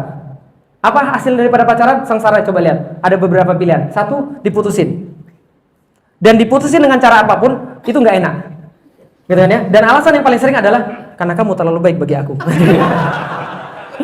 Tetap aja nggak enak gitu kan? Yang kedua, Anda kemudian putus, kemudian nyambung sama yang lain, Anda nikah sama yang lain, tapi Anda dibayar oleh mantan-mantan yang lain, kan gitu kan ya? Yang ketiga, Anda jadian sama dia, tapi Anda jadian sama orang yang bermaksiat. Anda harus kemudian menanggung resiko bahwa dia bermaksiat setelah nikah, karena dia sudah bermaksiat sebelum nikah, dia sudah latihan sebelum itu. Yang keempat, cangkul masuk, paham sekalian? Oh nggak ngerti ya? Nggak pernah nonton TV? Yang kemarin itu loh ada cangkul masuk, paham sekalian? Tahu? Wah parah nih, nggak pernah nonton TV gitu ya. Jadi coba lihat aja, itu kenapa? Karena bermaksiat tadi, gitu ya. Maka maksiat pasti akan membawa pada maksiat yang lain. Jadi hati-hati, taat itu pasti bahagia, maksiat pasti sengsara. Maka kalau antum sekarang lagi merasa sulit, antum lagi merasa susah, sudah keluar daripada maksiatnya. Kalau antum nggak tahu maksiatnya di mana, belajar Islam. Kan antum kan pengen bahagia, itu doa antum. Ihdinas siratal mustaqim, siratal ladzina an'amta alaihim, ghairil maghdubi alaihim waladdallin. Dan di dalam Al-Quran semua pasti-pasti. Ada jalan-jalan orang bahagia yang diceritakan di dalam Al-Quran.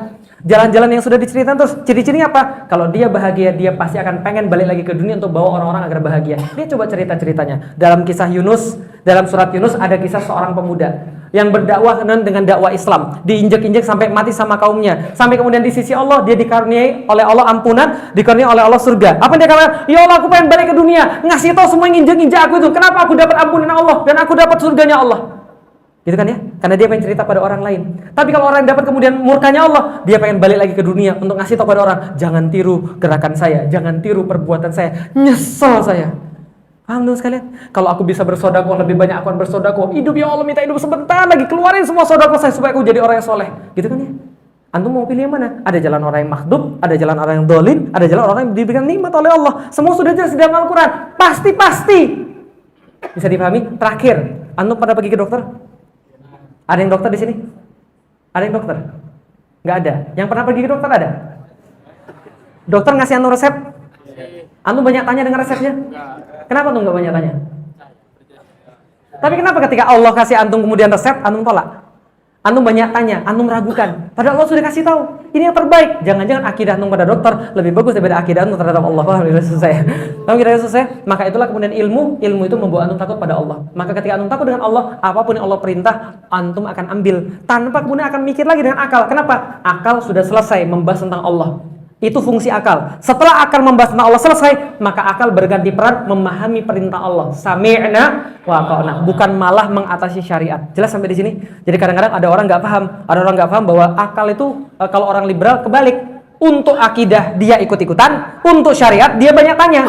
Harusnya untuk akidah antum banyak tanya sehingga antum jadi benar akidahnya, tapi untuk syariat jangan banyak tanya. Sami'na wa ata'na. Lihat pada orang-orang yang banyak tanya seperti apa. Suruh sembelih kebu, malah kemudian nanya, kebunya warna apa? Yang kayak gimana? Kakinya seperti apa? Warnanya kayak apa? Malah tambah susah. Coba kalau misalnya sembelih kebu, langsung sembelih, selesai urusan.